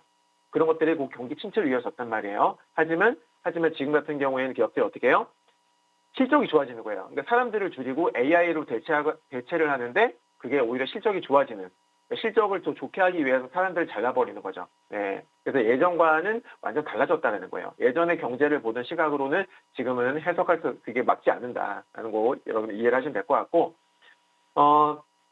근데 경제가 지금 너무나 좋기 때문에 AI 때문에 생산성이 확 올라가서 너무 좋기 때문에 이런 이제 강력한 경제 흐름이 연준 입장에서는 향후 금리 인하를 하는 데 있어서 상당히 부담을 느낄 수밖에 없는 겁니다. 사실 금리 인하라는 것은 경제가 안 좋을 때 하거나 혹은 안 좋을 것 같을 때 미리 하는 그런 정책이라고 볼 수 있겠는데 지금 너무나 좋단 말이죠. 이런 상태에서 과연 금리 인하를 할 수 있겠는가? 경제가 뜨거운데 금리 인하를 해버리게 되면 어떻게 돼요, 여러분들? 인플레이션이 다시 한번 자극이 될 수가 있어요. 물가가 올라가게 되면 나중에 다시 연준이 정책 선회를 하면서 금리 인상이라는 카드를 꺼내야 될 수도 있다라는 거죠. 네. 근데 뭐 아직 당장의 어떤 심각한 문제는 아니고 멀리 내다봤을 때 그럴 수 있다라는 겁니다. 여튼 연준은 지금 분명히 부담을 느낄 것이다라고 생각하고요. 마침 또 다음 주에 FOMC 회의가 예정이 되어 있지 않습니까? 그래서 이 부분들 꼭 기억을 하셨으면 좋겠습니다. 자, 금일 국내 증시는 장 초반에 슈팅이 나왔었는데 제가 어제 방송에서 여러분들 코스피는 어제 5,000포인트를 이탈해서 마감하면 좀 부정적이다라는 말씀을 드렸었어요. 그리고 오늘 다시 한 반등이 나왔었는데 또 꺾이고 있죠. 네, 어제와 마찬가지로 저는 안 좋게 봐요. 왜냐하면 어제 5,000 찍고 빠졌다가 오늘 반등이 나왔는데 고점을 돌파 못한 상태에서 꺾이고 있거든요. 이게 뭐예요? 쌍고점이잖아요. 고점을 낮춘 쌍고점이란 말이에요. 그러니까 오늘 종가가 물론 중요합니다. 종가 기준으로도 만약에 더 올리지 못하고 빠지면서 마감을 하게 되면 다음 주는 조금 위험할 수도 있어 보인다 이렇게 생각하고요. 코스닥도 사실 코스피 대비는 좀 강한 흐름을 보여주고 있습니다만은 코스닥도 지금 보면은 좀 과열이에요. 그러니까 일봉도 약간 과열이지만은 분봉도 어제 오늘 너무 좋았기 때문에 분봉상으로도 과열이라 지금은 조금 조심하셔야 된다. 그래서 오늘은 이제 마침 또 금요일이기도 하니까요. 비중 좀 줄이시면서 수익 난 게 있으면 좀 챙기시면서 안전하게 대응을 하셨으면 합니다. 네, 코스피가 어제 5천 돌파를 하긴 했지만 그 상승 동력이 약간은 좀 부족했기 때문에 오늘도 그 종가를 좀 상승 탄력을 지켜내주면서 마감을 하는지 지켜보시는 여부가 좀 포인트가 될 것 같습니다. 시황 짚어드렸고요. 다음으로는 리뷰 도와드리도록 하겠습니다. 어제 저희 히트픽 종목은 바로 인텍플러스였습니다. 공개하자마자 어제 두 자릿수 양봉 꽉 채워서 마감이 잘 됐고요. 이외에도 가온칩스도 지금 수익률이 좋습니다. 오늘 반도체가 주춤하는데도 가온칩스는 상승 중이거든요. 점검해 주시죠, 전문가님. 네.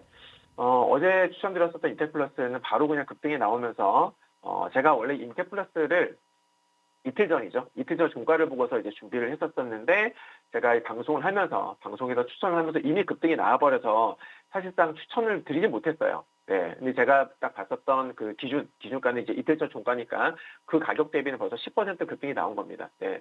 목표가 만약에 보유 중이신 분들 계시면은 목표가는 한 16,600원 정도 보시면 될 것 같고요. 제가 AI 반도체의 핵심은 결국 후공정, 즉 어드밴스 패키징과 또 수율에 있다라고 제가 입이 마르도록 강조드렸던 거 기억을 하실 겁니다.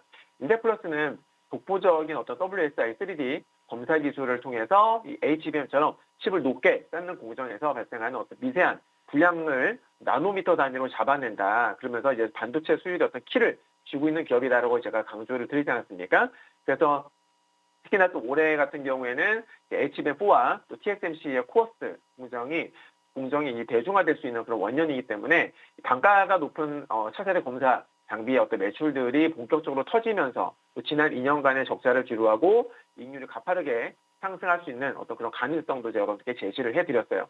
특히나 또 이 장비의 낙인 효과를 강조를 드렸었던 이유도 한번 만약에 이게 정말 장비가 한번 도입이 되면은 공정 최적화할 수 있는 데이터까지 제공하기 때문에 고객사가 한번 장비를 들어오면은 교체를 할 수가 없어요. 어렵단 말이에요. 또 돈도 많이 들고. 그래서 현재 이 대만 올스타트 업체들과 진행 중인 콜 테스트가 정말 통과되잖아요. 그렇게 되면은 TSMC 밸류체인에 간접적으로 진입하면서 아까 말씀드렸던 락인 효과까지 기대를 할 수 있다는 거죠. 네, 정말 그렇게만 된다면은 올해 실적은 장난 아니게 엄청 좋아질 거예요. 그런 부분들을 여러분께 말씀드렸었고요. 그리고 이틀 전인가요? 3일 전에 추천드렸었던 CNG 하이테크 오늘 또 급등이 나왔죠. 예, 제시해드렸었던 목표가가 16,900원이었었는데요. 돌파했습니다. 보유 중이신 분들 축하드리겠고요. 2차 목표가는 한 17,350원 정도를 보시면 될 것 같아요. 자, 제가 누차 강조했었던 이 반도체 인프라의 숨은 강자, 그죠? 이 종목이. 이 회사는 삼성전자의 CCSS 점유율이 무려 90%에 달할 정도로 독보적이다라고 제가 강조를 드렸습니다. 특히나 올해는 삼성 평택 공장 P4, P5 공장, 그리고 미국의 테일러 파운드리 라인의 어떤 장비 입고 이제 일정이 겹친단 말이에요. 네, 그 때문에 인프라 부문에서는 어떤 역대급 수주 랠리가 이어질 가능성이 높다라고 말씀을 드렸어요. 제가 이전에도 말씀드렸지만은 이 유리기판은 특히나 유리기판은 이 AI 시대에 있어서 정말 거스를 수 없는 그런 흐름인데 이 CNG 하이테크는 업계 어떤 유일의 5나노급 그 유리기판 상용화 기술은 물론이고 또 최근에 TGV 관통 홀 아시죠? 거기 내벽에 이제 구리 방막도 형성하는 데 성공을 해가지고 이 어떤 기술력의 정점을 찍은 그런 기업입니다. 그래서 제가 이 종목을 단순한 장비사로 보지 말고 신사업 모멘텀을 주목하시라고 제가 여러분께 강조를 드렸던 거고요. 특히나 올해 중으로 가동될 수 있는 이 안성의 신공장은 기존 캐파가 크게 확대가 돼요. 그럼 그만큼 또 매출도 그만큼 늘어날 거고요. 온전히 실적으로 또 확 쌓이게 될 거다라는 거예요.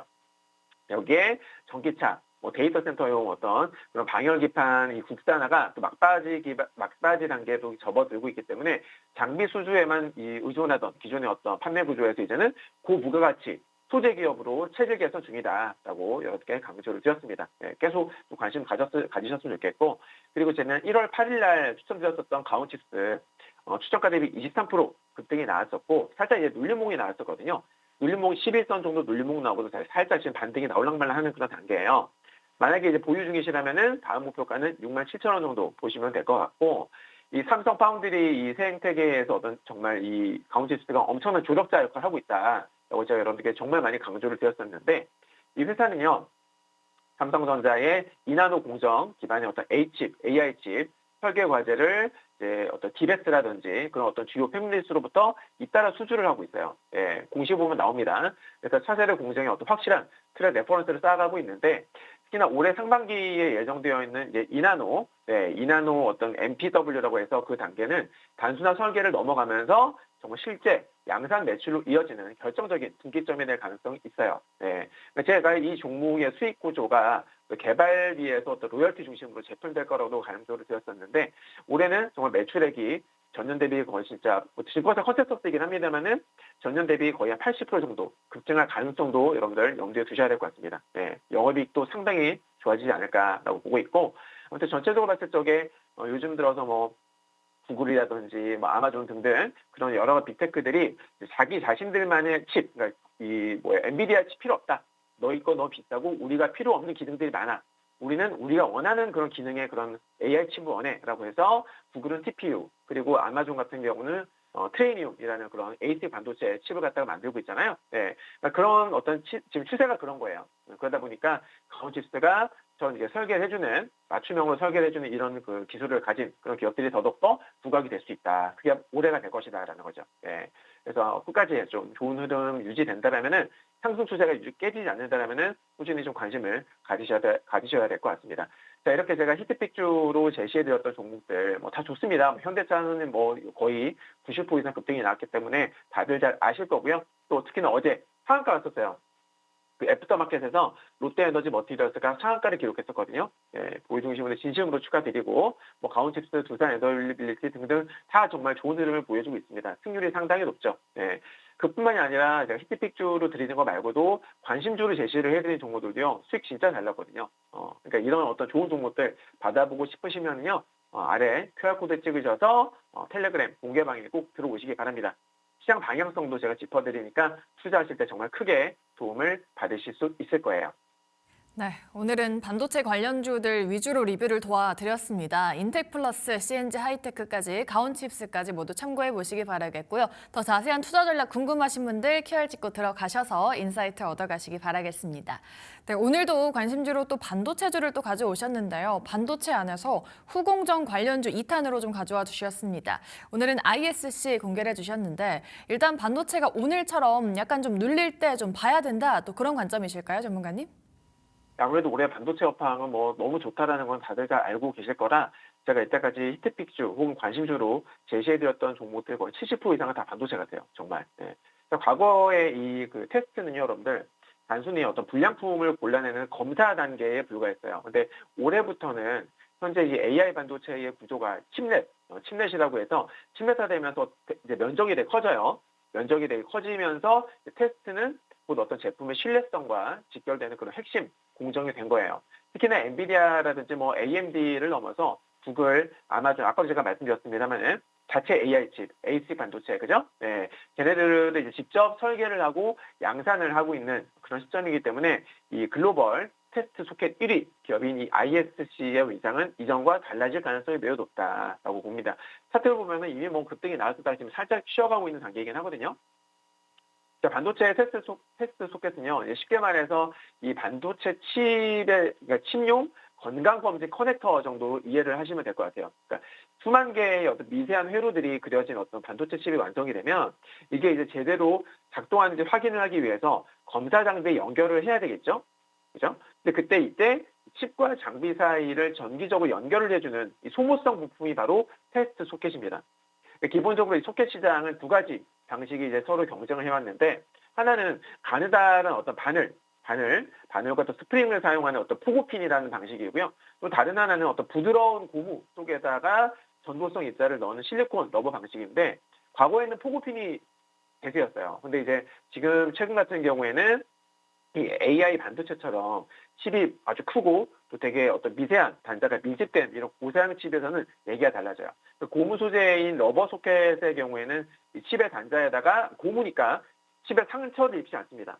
그죠? 훨씬 더 안전하겠죠? 거기다가 신호 전달 속도도 훨씬 더 빠르다라는 장점이 있는 거예요. 그래서 이 ISC는요, 이 러버 소켓 분야에서 전 세계 시장의 약 90%를 장악을 하고 있는 정말 독보적인 기업이라고 볼 수가 있겠습니다. 그러니까 전망이 정말 좋겠죠? 네. 반도체 칩 하나가 정말 수천만 원 이상을 호가하는 그런 어떤 AI 서버용 GPU 시대이기 때문에 칩을 상하게 하지 않으면서도 또 정확하게 검사를 할 수 있는 이 기술은요, 단순한 어떤 부품 공급을 넘어서 이제 공정 전체의 수율, 양품률, 그런 것들을 좌우할 수 있는 결정적인 요소가 될 수 있다고 저는 생각을 합니다. 따라서 이 AI 칩 생산량이 늘어날수록 소켓은 어떤 자동차의 타이어처럼 마치 계속 갈아 끼워야 되는 이런 고수익성 어떤 소모품이다라고 보시면 되겠고요. 현재 또 이 ISC가 처한 환경이요, 단순히 반도체 업황이 뭐 좋다라는 수준을 넘어서는 이 세 가지 어떤 구조적 메커니즘에 기반하는데, 첫 번째가 뭐냐면 아까 앞서 말씀드렸던 대로 ASIC 반도체 시장이 정말 폭발적으로 성장을 하고 있습니다. 그러니까 그런 어떤 구글 같은 기업들이 이제는 엔비디아화 하려고 하는 거예요. 이건 어떤 트렌드라고 볼 수 있기 때문에 이런 부분에 있어서 ISC가 상당히 부각이 될 수 있다. 단순한 공급사를 넘어서 고객사의 어떤 R&D 단계부터 깊숙이 개발하는 그런 핵심 파트너로 격상이 될 거라고 보고 있고요.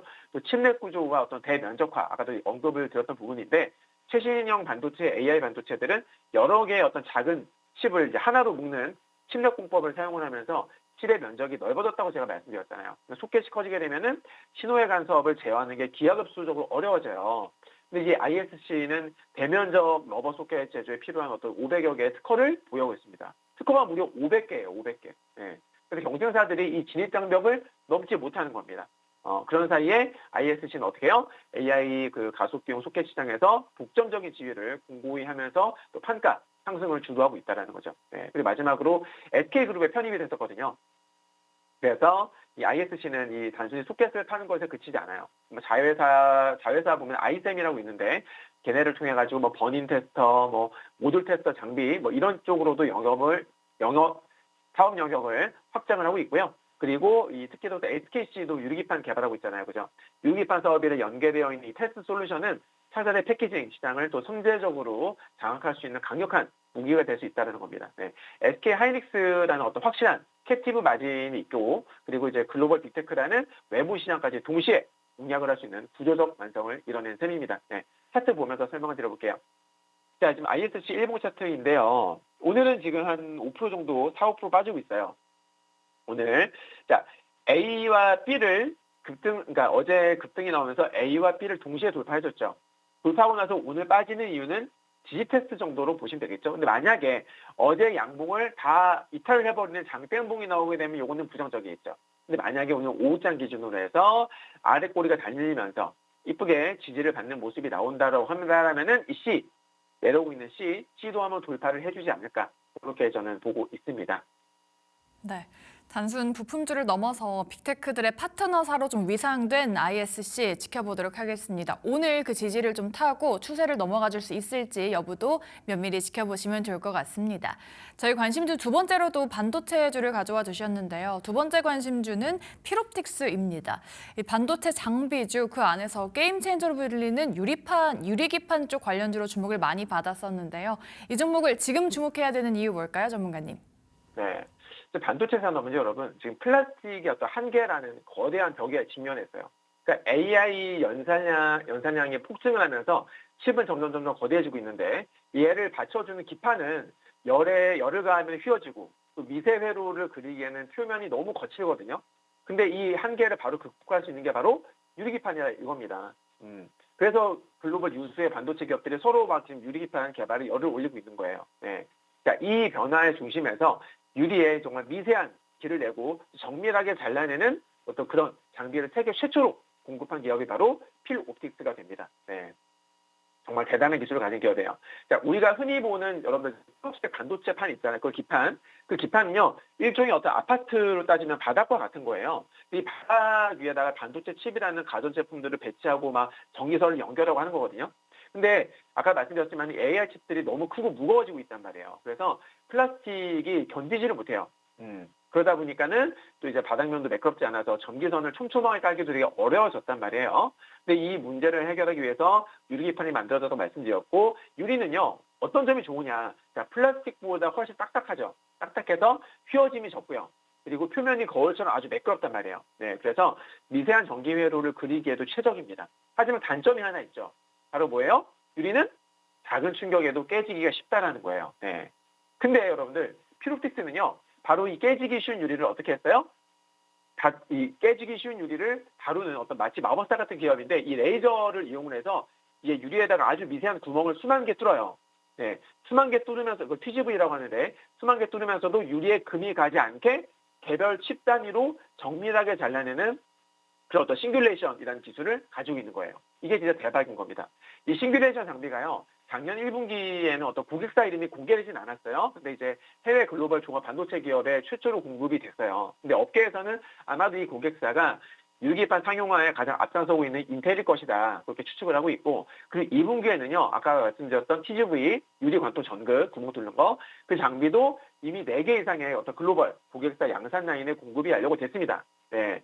여기에는 이제 업계에서는 뭐 삼성전기나 SKC 자회사에는 앱소릭스가 포함이 될 것이다, 그렇게들 추측을 하고 있어요. 네. 아무튼 이 유리기판 관련 장비를 연속으로 벌써 이렇게 수출을 했다라는 거는 이미 기술력을 입증했다라는 그런 방증이 되겠죠. 자, 반도체 시장에서 이 칩 자체를 작게 만드는데 이제 한계가 왔잖아요. 그러다 보니까 이제 칩들을 어떻게 더 잘 이어서 붙이느냐, 패키징을 하는 거예요. 그죠? 그러고 그때 경쟁력이 됐고, 이제는 유리기판은 그 최종 단계의 어떤 해결책으로 꼽힙니다. 자, 유리기판을 쓰게 되면 거기다가 또 소비 전력까지도 30% 이상 아낄 수 있다는 그 연구 결과가 있고요. 즉, 데이터 센터 운영 비용에 되게 민감할 수밖에 없는 그런 빅테크들 입장에서는요, 이 필옵틱스의 장비에 당연히 관심을 가질 수밖에 없겠죠. 네. 유리에다가 구멍을 뚫는 것은 쉬울 수 있는데, 그럴 때 수십 마이크론 단위의 구멍을 그것도 열 손상이 없이, 그리고 수율이 깨지지 않게 대량으로 뚫는다는 건 정말 완전 다른 차원의 문제거든요. 그러니까 필옵틱스의 기술력은요, 후발주자들이 정말 함부로 덤빌 수가 없는, 단순히 장비를 복제한다고 해서 따라올 수가 없는 완전 데이터 기반의 아주 단단한 엄청난 높은 기술 장벽이 되는 거예요. 네. 결국 이 필옵틱스는 레이저 장비사를 넘어서 이 AI 반도체 패키징 어떤 판을 바꿀 수 있는 핵심 인프라 솔루션 기업으로 재평가를 받아야 될 수도 있다. 올해가 아마 그때가 되지 않을까라고 저는 개인적으로 생각을 합니다. 자, 차트 보면서 설명드려볼게요. 자, 오늘 피롭틱스 아주 살짝 쉬어가고 있는데요. 어제 보시면요, 장대양봉이 나왔어요. 근데 어제 이 A와 그리고 B 잘 보세요. A, B, C를 동시에 돌파했단 말이에요. 그죠? 장대양봉이 나왔어요. 네, 동시에 돌파를 했고 자세히 보면 이제 C에 딱 걸쳤거든요. C와 딱 키스하면서 마감을 했는데 오늘 만약에 크게 밀리지 않고 뭐 양봉이라거나 혹은 아래 꼬리가 살짝 달리면서 마감해주게 되면은 좀 더 나아가서 그죠? 그러니까 D 라인에 안착을 하게 되면은 추가 상승 나오면서 이까지도 한번 노려볼 수 있지 않을까라고 개인적으로 생각을 하고 있습니다. 좋습니다. 인텔, 삼성전기, SKC 등 글로벌 큰손들의 선택을 받은 종목입니다. 피로틱스, 유리기판 관련주로서 좀 주목을 하고 계시고요. AI 반도체 집값이 올라갈수록 피로틱스의 가치도 좀 같이 뛸 수밖에 없다라는 포인트를 좀 말씀해 주신 것 같습니다. 이렇게 관심주 두 가지 저희가 봤고요. 오늘의 히트픽 종목도 역시나 반도체 안에서 좀 가져와 주셨습니다. 반도체 특집인 것 같은데요. 반도체 심장이라고 불리는 특수가스, 희귀가스 국산화 관련주로 가져오셨다라고 예고해 드렸습니다. 오늘은 어떤 종목일까요, 전문가님? 네, 그러고 보니까 오늘은 저 관심주 두 개랑 히트픽주 다 지금 반도체 관련 기업이네요. 오늘 이런 날은 처음인 것 같아요.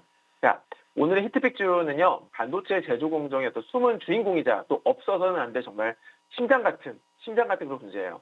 그러니까 반도체와 어떤 디스플레이 생산 공정에 여러분들 필수적으로 사용되는 이 특수가스를 전문적으로 공급하는 반도체 소재 기업인데 특수가스 뭔지 아시죠? 그러니까 특정 화학 반응을 일으켜가지고 뭐 예를 들어서 뭐 회로를 깎아내는 식각, 혹은 뭐 불순물을 이렇게 씻어내는 세정, 그리고 뭐 얇은 막을 입히는 증착 그런 과정에서도 반드시 사용되는 핵심 재료가 바로 이 특수가스예요. 네, 없어서는 안 될 그런 존재라는 거죠.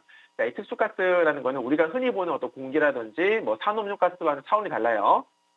아주 미세한, 정말 미세한 어떤 불순물 하나가 이 정말 수억 원대, 수천억 원대 그런 반도체의 어떤 수율을 즉 양품 합격률을 망칠 수가 있어요. 때문에 정말 99.99999% 이상의 초고순도 정제 기술이 정말 필수적인데 이 히트픽주는 바로 이 고순도 암모니아와 또 아산화질소 등을 정제를 해가지고 삼성전자라든지 혹은 SK하이닉스 같은 이런 글로벌 유세 반도체 기업들에 공급을 하는 그런 역할을 하고 있습니다. 특히나 반도체 업황이 살아나면서 이제 공장의 가동률이 올라가게 되면은 가스는 여러분들 어떻게 돼요? 자동차 연료처럼 계속 소모가 되겠죠. 그죠? 네. 장비는 한 번 사면 끝이지만 가스 같은 것들은 반도체를 찍어낼수록 매출이 따라서 올라가는 그런 소모품 구조로 갖고 있는 거예요. 근데 최근에 여러분들 아시다시피 최근에 AI 반도체 AI 반도체 수요가 이거로 인해 가지고 과거에 이제 약간 좀 주춤했었거든요. 실적을 보게 되면 아마 최근 1년 정도는 약간 좀 했는데 이 AI 반도체로 인해 가지고 주춤했었던 공장들이 다시 빡세게 돌아가기 시작했다는 거는 이 기업에게 있어서 정말 매우 강력한 실적 개선의 어떤 신호탄이 될 수도 있다라고 저는 생각을 해요.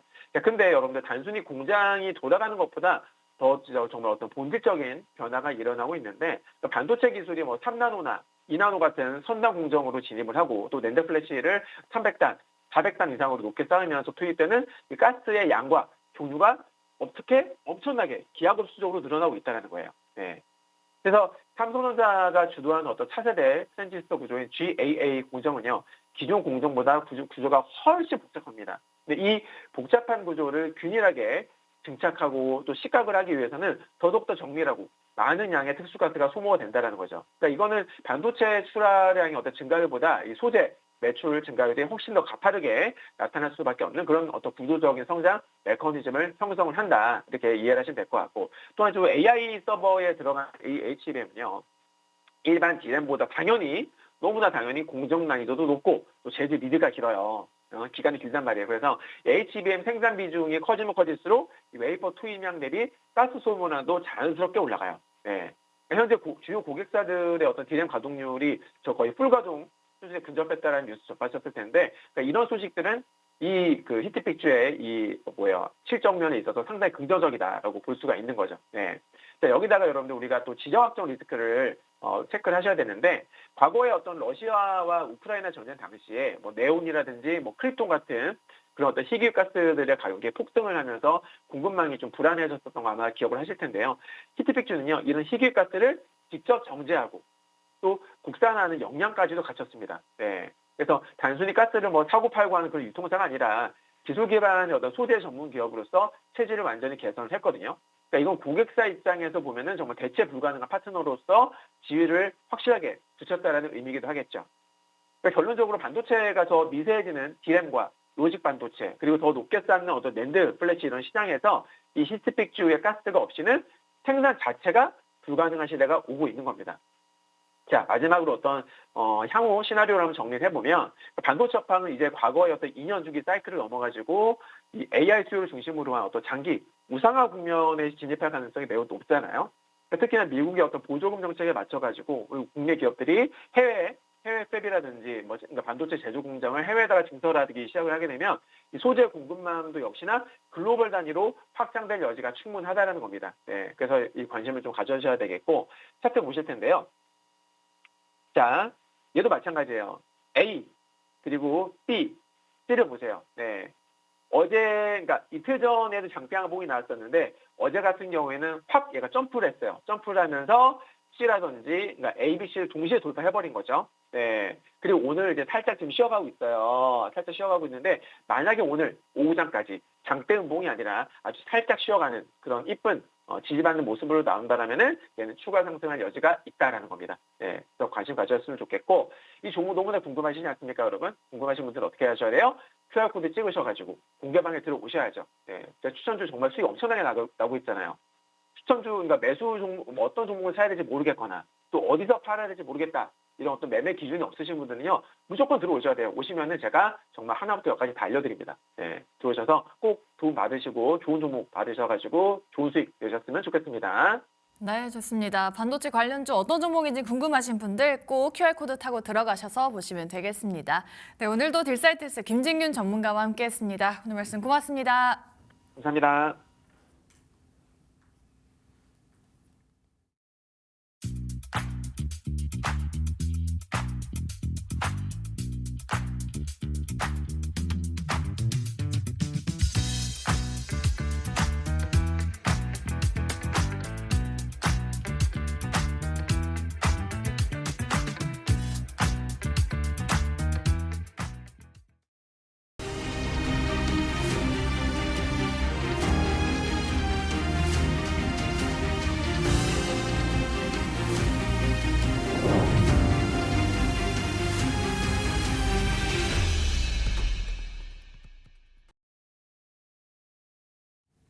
네, 우리 증시 코스피 5천 시대를 맞이하게 됐습니다.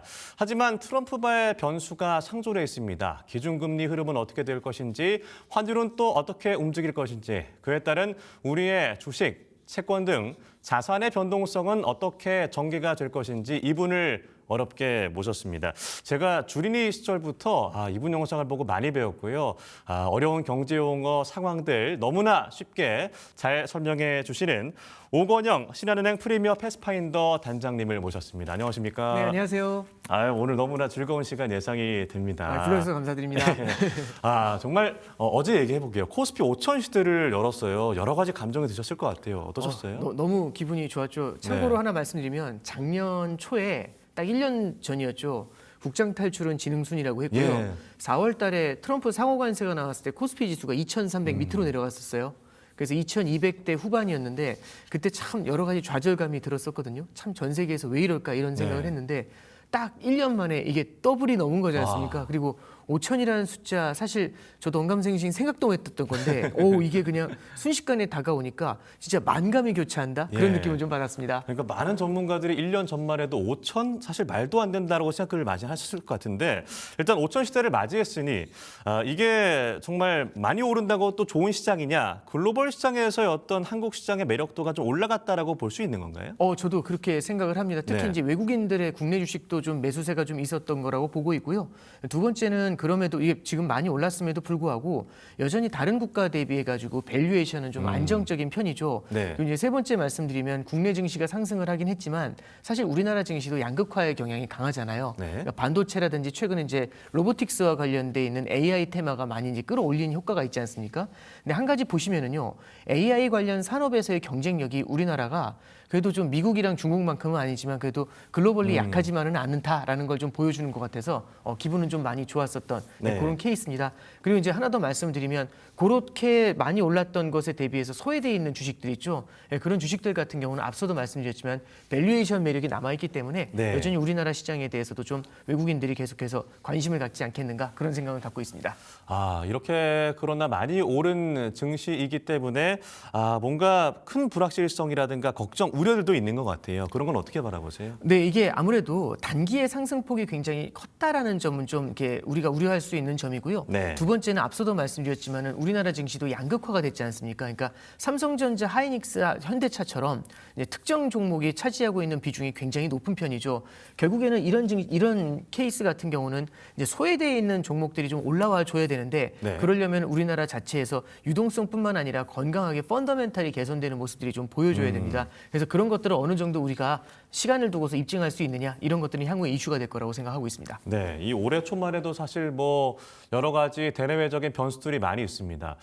베네수엘라 마두로 대통령 체포도 그렇고요, 또 그린란드 병합 등 이슈도 그렇고 트럼프발 정책 변수가 시장을 좀 휘감고 있다고 볼 수 있을 것 같은데 이 부분은 좀 어떻게 보고 계세요? 그러니까 저도 사실 1월 3일 날 그거 딱 새해 벽두부터라는 표현 있지 않습니까? 그게 예. 좀 떠오를 정도로 올해 참 이제 새해 벽두부터 되게 많이 놀랐는데요. 상상할 수 없는. 네, 그렇습니다. 근데 그게 끝나자마자 바로 그린란드 이슈가 있었죠. 네. 참고로 1년 전이었죠. 1년 전에 트럼프 행정부가 취임을 할 때 트럼프 대통령이 언급했던 것 중에 베네수엘라 얘기도 있었고요. 러시아 우크라이나 전쟁을 24시간 내에 끝내겠다 이런 얘기도 했었고요. 그다음에 세 번째는 참 농담처럼 들렸어요. 네. 그린란드를 가져오겠다. 그리고 파나마 운하도 뭐 가져오겠다 이런 얘기들 할 때 처음엔 사실은 솔직히 말씀드리면 좀 웃어 넘긴 부분이 있었거든요. 트럼프식의 약간 허풍이다라는 생각을 네. 했었는데 이번에 이제 그게 현실로 다가오니까 저도 참 놀란 면이 있습니다. 예. 근데 여기서 이제 하나 말씀드릴 게 뭐냐면은요.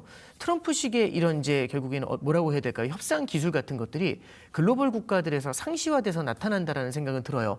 그리고 또 하나는요. 이 지정학적인 분쟁 있죠. 이런 것들이 단순히 전쟁뿐만 아니라 말씀드렸던 것처럼 영토에 관한 이슈들까지 전 세계적으로 좀 고르게 나타난다라는 생각은 좀 들고 있습니다.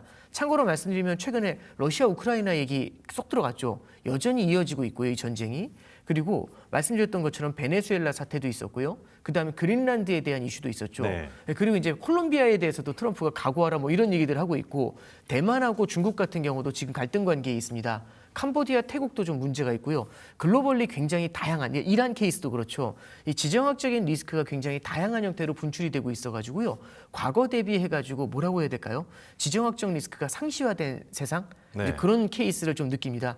그럼 이제 여기서 우리는 뭘 함의를 얻어야 되냐면요.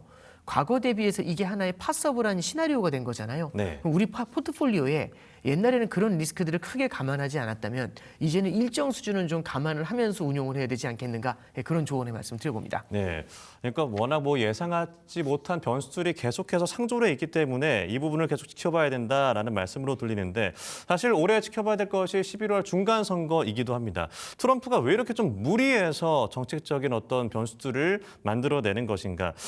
그러나 이제 현재 경제 상황으로 봤을 때 지표 자체는 좀 견조한데 심리 자체로 봤을 때는 뭐 필수 소비자나 뭐 렌트비가 증가해서 심리는 좀 위축돼 있다라고 하거든요. 현재 미국 경기는 어떻게 봐야 될까요? 일단 트럼프 중간 선거부터 먼저 간단히 말씀드리고 예. 경기를 좀 진단하는 게 좋을 것 같은데요.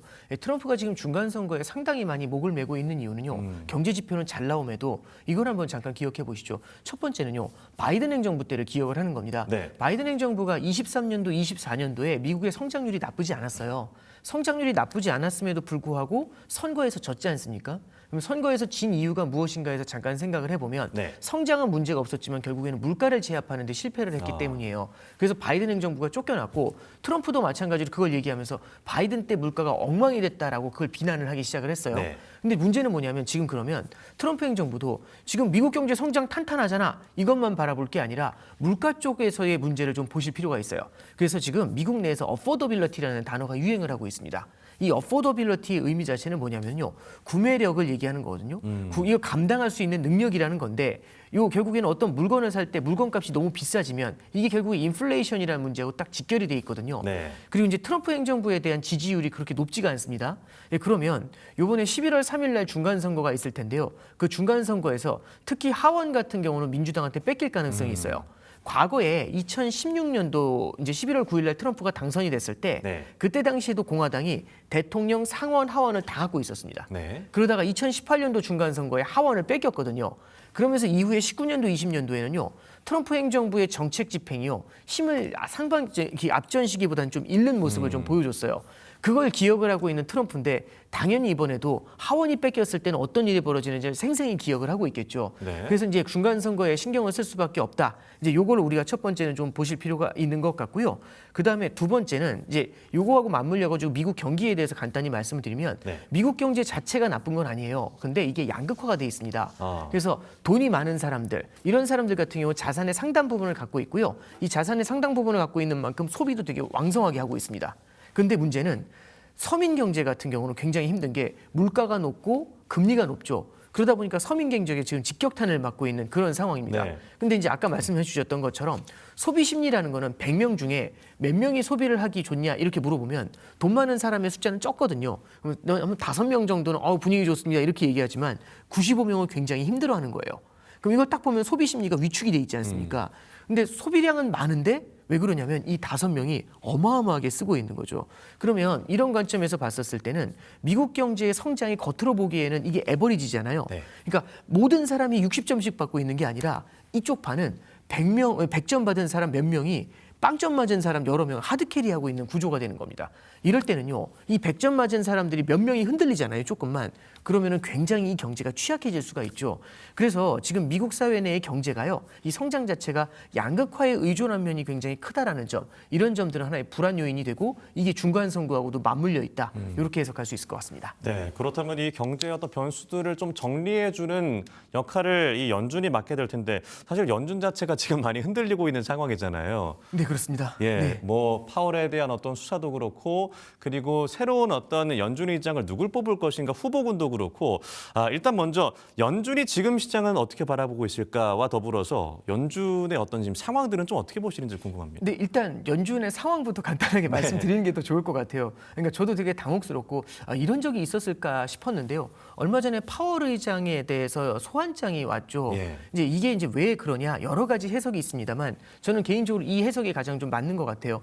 파월 의장의 연준 의장으로서의 임기는요. 올해 5월 15일까지입니다. 그럼 올해 5월 15일이 되면 이제 물러나야 되거든요. 네. 근데 파월 의장이 연준 이사직을 하다가 연준 의장으로 올라갔어요. 연준 의장은 실제 이제 딱 끝나게 되는 건데 5월 15일 날 문제는 연준 이사직은 27년 말까지 유지가 되거든요. 네, 임기가 남아있다는 그렇죠. 것. 그러면 연준 의장에서 물러서더라도 연준 이사로 유지를 하게 되면은 네. 트럼프 입장에서는 연준 이사의 파월이라는 사람이 남아 있는 거잖아요. 그래서 아예 그 싹을 자르기 위해서 이번에 아예 검찰을 통해 가지고 흔드는 거 아니냐 이제 이런 얘기를 하고 있는 겁니다. 지금 이 말씀을 드리는 이유가요. 지금 연준 내에 이 정치적인 리스크로 인해서 압박이 굉장히 커지잖아요. 그래서 그 어느 때보다 연준의 독립성이 행정부에 의해서 흔들리는 면이 굉장히 커지고 있다라고 볼 수가 있습니다. 네. 근데 이걸 바라보는 시장은 어떻게 바라보게 되냐면 연준이 크게 흔들리네. 연준 의장이 교체가 되겠네. 트럼프가 좋아하는 사람으로 교체가 되면은 파월처럼 하지 못하고 금리를 막 잡아 낮추면서 돈을 많이 풀어주겠네. 이제 이런 인식들, 이런 기대감이 생기게 됩니다. 네. 자, 이 상황에서 그럼 연준이 이렇게 위태위태하고 이 압박을 많이 받는 상황에서 연준의 현실 의식은 어떠냐? 연준 내에서도 갈리고 있는데 대신에 연준 내에서 전체적인 기류는요. 이제 스티브 마이런처럼 친트럼프 인사가 연준 이사로 간 그 케이스를 제외하면 대부분이 다 추가적으로 금리를 인하하는 데는 신중해야 된다. 이렇게 얘기하고 있습니다. 네. 가장 큰 이유는 성장은 그래도 상대적으로 탄탄한 편인데 물가 자체에 대해서 우리가 주의해서 바라봐야 된다라고 얘기하고 있는 네. 거죠. 왜냐하면은 지금 관세의 영향이 아직 시장에 제대로 투영이 되지 않았는데 이게 투영이 됐었을 때 물가가 어떻게 튈지 알 수가 없다. 이런 얘기를 하는 게 1번입니다. 네. 두 번째는요. 지금 미국의 소비자 물가 지수가 2.5%를 여전히 넘어 있는 상황이거든요. 네. 이 2.5%를 넘어 있는 상황이 지금 벌써 5년 가까이 이어졌는데 이렇게 되면은 인플레이션이 고착화되는 그런 문제가 생겨요. 이 인플레이션의 고착화라는 거는 인플레이션이라는 병이 하나의 고질병처럼 자리하게 된다는 겁니다. 이 고질병이라는 게 참 독특한 게 잘 치료도 안 되지만 예. 한번 도지면 쉽게 도져져요. 그러면 이렇게 오랫동안 인플레이션에 대한 기대가 남아있는 상태에서 관세에 부과라는 인플레이션 상승 요인이 딱 오게 되면은 이 충격만으로도 물가가 확 뛰어오르는 문제가 생길 수 있죠. 그래서 연준에서도 지금 금리를 내리는 거를 좀 신중해야 된다. 이렇게 얘기하고 있는 겁니다. 네. 그래서 독립성의 위협을 받고 있는 연준이 위태위태하다. 그다음에 두 번째는 연준은 그럼에도 불구하고 물가에 대한 불안을 반영을 하면서 신중에 신중을 기하고 있다. 이렇게 해석할 수 있을 것 같습니다. 예. 그러니까 잠시 시간을 2022년으로 넘겨보면 당시 러우 전쟁으로 촉발된 이 인플레이션, 물가 상승으로 인해서 급격하게 기준금리를 올렸고, 그러니까 당시 연준은 목표를 2%대 물가 상승률로 잡았는데 지금 CPI 보면 2.7% 나오고 있는 상황에서 지금은 좀 기준이 달라졌다고 보는 거예요? 이렇게 보시면 좋을 것 같아요. 예. 그러니까 기준이라는 말씀을 해주셨는데 이런 관점에서 보시죠. 22년도에 소비자 물가지수 상승률이 9%까지 올라갔어요. 네. 그래서 다들 와 큰일이다 이랬거든요. 근데 이후에 물가가 빠르게 안정이 되기 시작을 합니다. 자, 이제 물가라는 표현보다도 물가 상승률이 상승률, 빠르게 예. 안정이 되기 시작을 합니다. 그래서 9.1이었던 소비자 물가지수 상승률이 지금 2%대까지 들어왔죠. 불과 1, 2년 만에 9%대에서 3% 밑으로 내려왔어요. 네. 근데 문제는 뭐냐면 3% 밑으로 내려왔으면 2%면 1% 남았지 않습니까? 네. 그래서 이걸 갖고서 연준 내에서도 라스트 1마일이라 이런 얘기를 했어요. 1마일만 제대로 뛰면 된다 이건데 잠깐 생각해 보죠. 예를 들어 100점 만점짜리 시험이 있는데 90점이면 통과해요. 네. 근데 30점짜리 애는 사실 이게 통과가 쉽지 않잖아요. 근데 얘가 열심히 공부했더니 80점까지 순식간에 올라온 겁니다. 그럼 야 이제 10점 남았다 좀만 더 이거잖아요. 하면 되겠다. 예. 근데 문제는 뭐냐면 30에서 80 가는 게 어려울까요? 80에서 90 가는 게 어려울까요? 그게 더 이게 어렵죠. 후자가 예. 어렵죠. 10점밖에 안 돼도 이게 라스트 1마일이 참 어려운 겁니다. 그래서 24년도에 2%대 후반으로 들어온 다음에 아직까지 평행선이에요. 그럼 이걸 보면서 와 이거 해결이 될까? 이런 두려움이 생긴 거죠. 사실 80에서 90 올리려면 독하게 해야 되거든요. 네. 근데 연준이 지금 독하게 금리를 갖다가 높여가지고 물가를 잡으려고 하느냐? 그게 아니죠. 경제 좀 어려울 것 같으니까 보험적으로 한번 낮춰주고 이러지 않습니까? 그러면 이거 꽤 오래 갈 수 있다라는 생각이 드는 거죠. 네. 그래서 2.5% 정도 되는 물가가 벌써 1, 2년째 계속 이어지니까 시장에서도 어떤 생각을 하냐면 연준이 말은 2%라고 하는데 실제로는 그 기준을 2.5 정도로 올린 거 아니야? 이런 의구심까지 나오고 있는 거죠. 이런 것들은요. 연준의 통화 정책에 대한 시장의 불신 이런 거를 살 수도 있습니다. 그래서 아직 이게 확정됐다는 건 아니고 이런 얘기들이 솔솔 나오고 있다는 게 인플레이션에 대한 리스크, 연준 독립성에 대한 리스크를 불거지게 만들 수 있다. 이렇게 정리해드리겠습니다. 예, 그럼 지금 현재 미국 시장에서 우리가 지표로서 볼 수 있는 것과 이 체감 경기를 얘기를 했었는데 실제적으로 지금 국제 유가 흐름 보면은 좀 약간 좀 안정화된 상황인 것 같고, 네네. 그러니까 이게 금리 인하를 할 시에 이게 튕겨져 올라갈 어떤 변수들은 뭐가 있다고 보는 거예요? 실제 이 금리 인하를 했었을 때는요. 자산 가격이 상승할 가능성이 있죠. 이 자산 가격 중에서 특히 주택 시장이 문제가 될 수 있습니다. 네. 지금 미국에서 주거비가 쉽게 안 잡혀요. 잠깐 생각을 해보면 예. 주택을 구입하지 못하면은 결국에는 임대 쪽으로 갈 수밖에 없지 않습니까? 네. 그럼 렌트를 할 수밖에 없는데 렌트에 대한 수요가 늘어나게 되면 렌트비가 높아지는 문제가 생깁니다.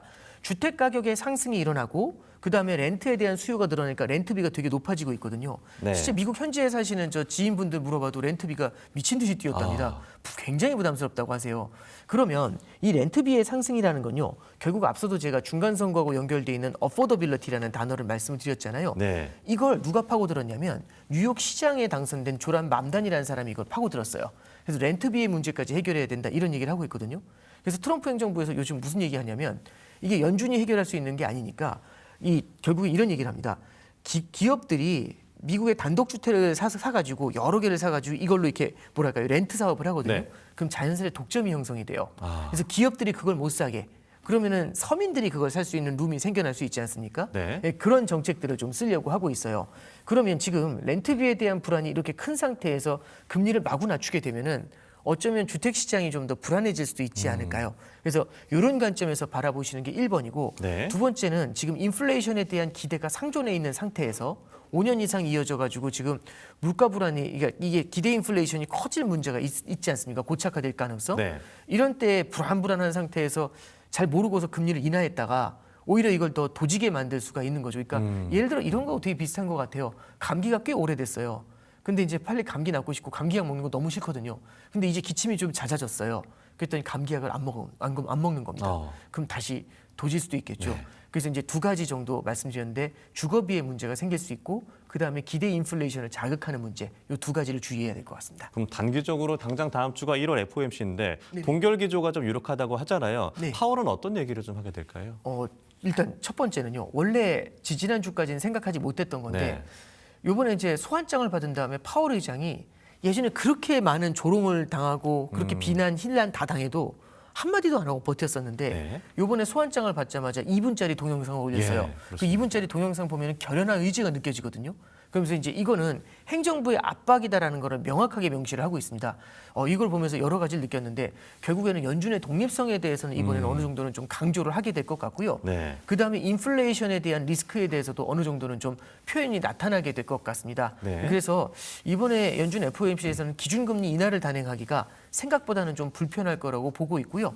연준 위원들 내에서도 사실 지난 12월 달 FOMC만 해도 분열이 되게 컸는데 분열이 조금 많이 줄어들게 되면서 단합하는 느낌인가요? 약간 좀 그런 느낌들도 좀 나타나지 않을까 조심스럽게 그렇게 바라보고 있습니다. 그러니까 달러에 대한 뭐 어떤 시장의 어떤 관점을 보면 조금 전 확인해봤을 때 달러 인덱스가 98까지 좀 내려온 상황입니다. 근데 이런 가운데 금리 인하까지 했을 때의 상황을 상정해 본다면 미국 시장의 어떤 흐름은 어떻게 이어질지 어떻게 봐야 될까요? 이게 금리 인하를 너무 마구잡이로 하게 되잖아요. 그러니까 금리를 한두 번 낮춘다는 게 문제가 아니라 금리를 아주 많이 더 낮출 거야 이런 얘기를 했었을 때 문제가 생길 수 있어요.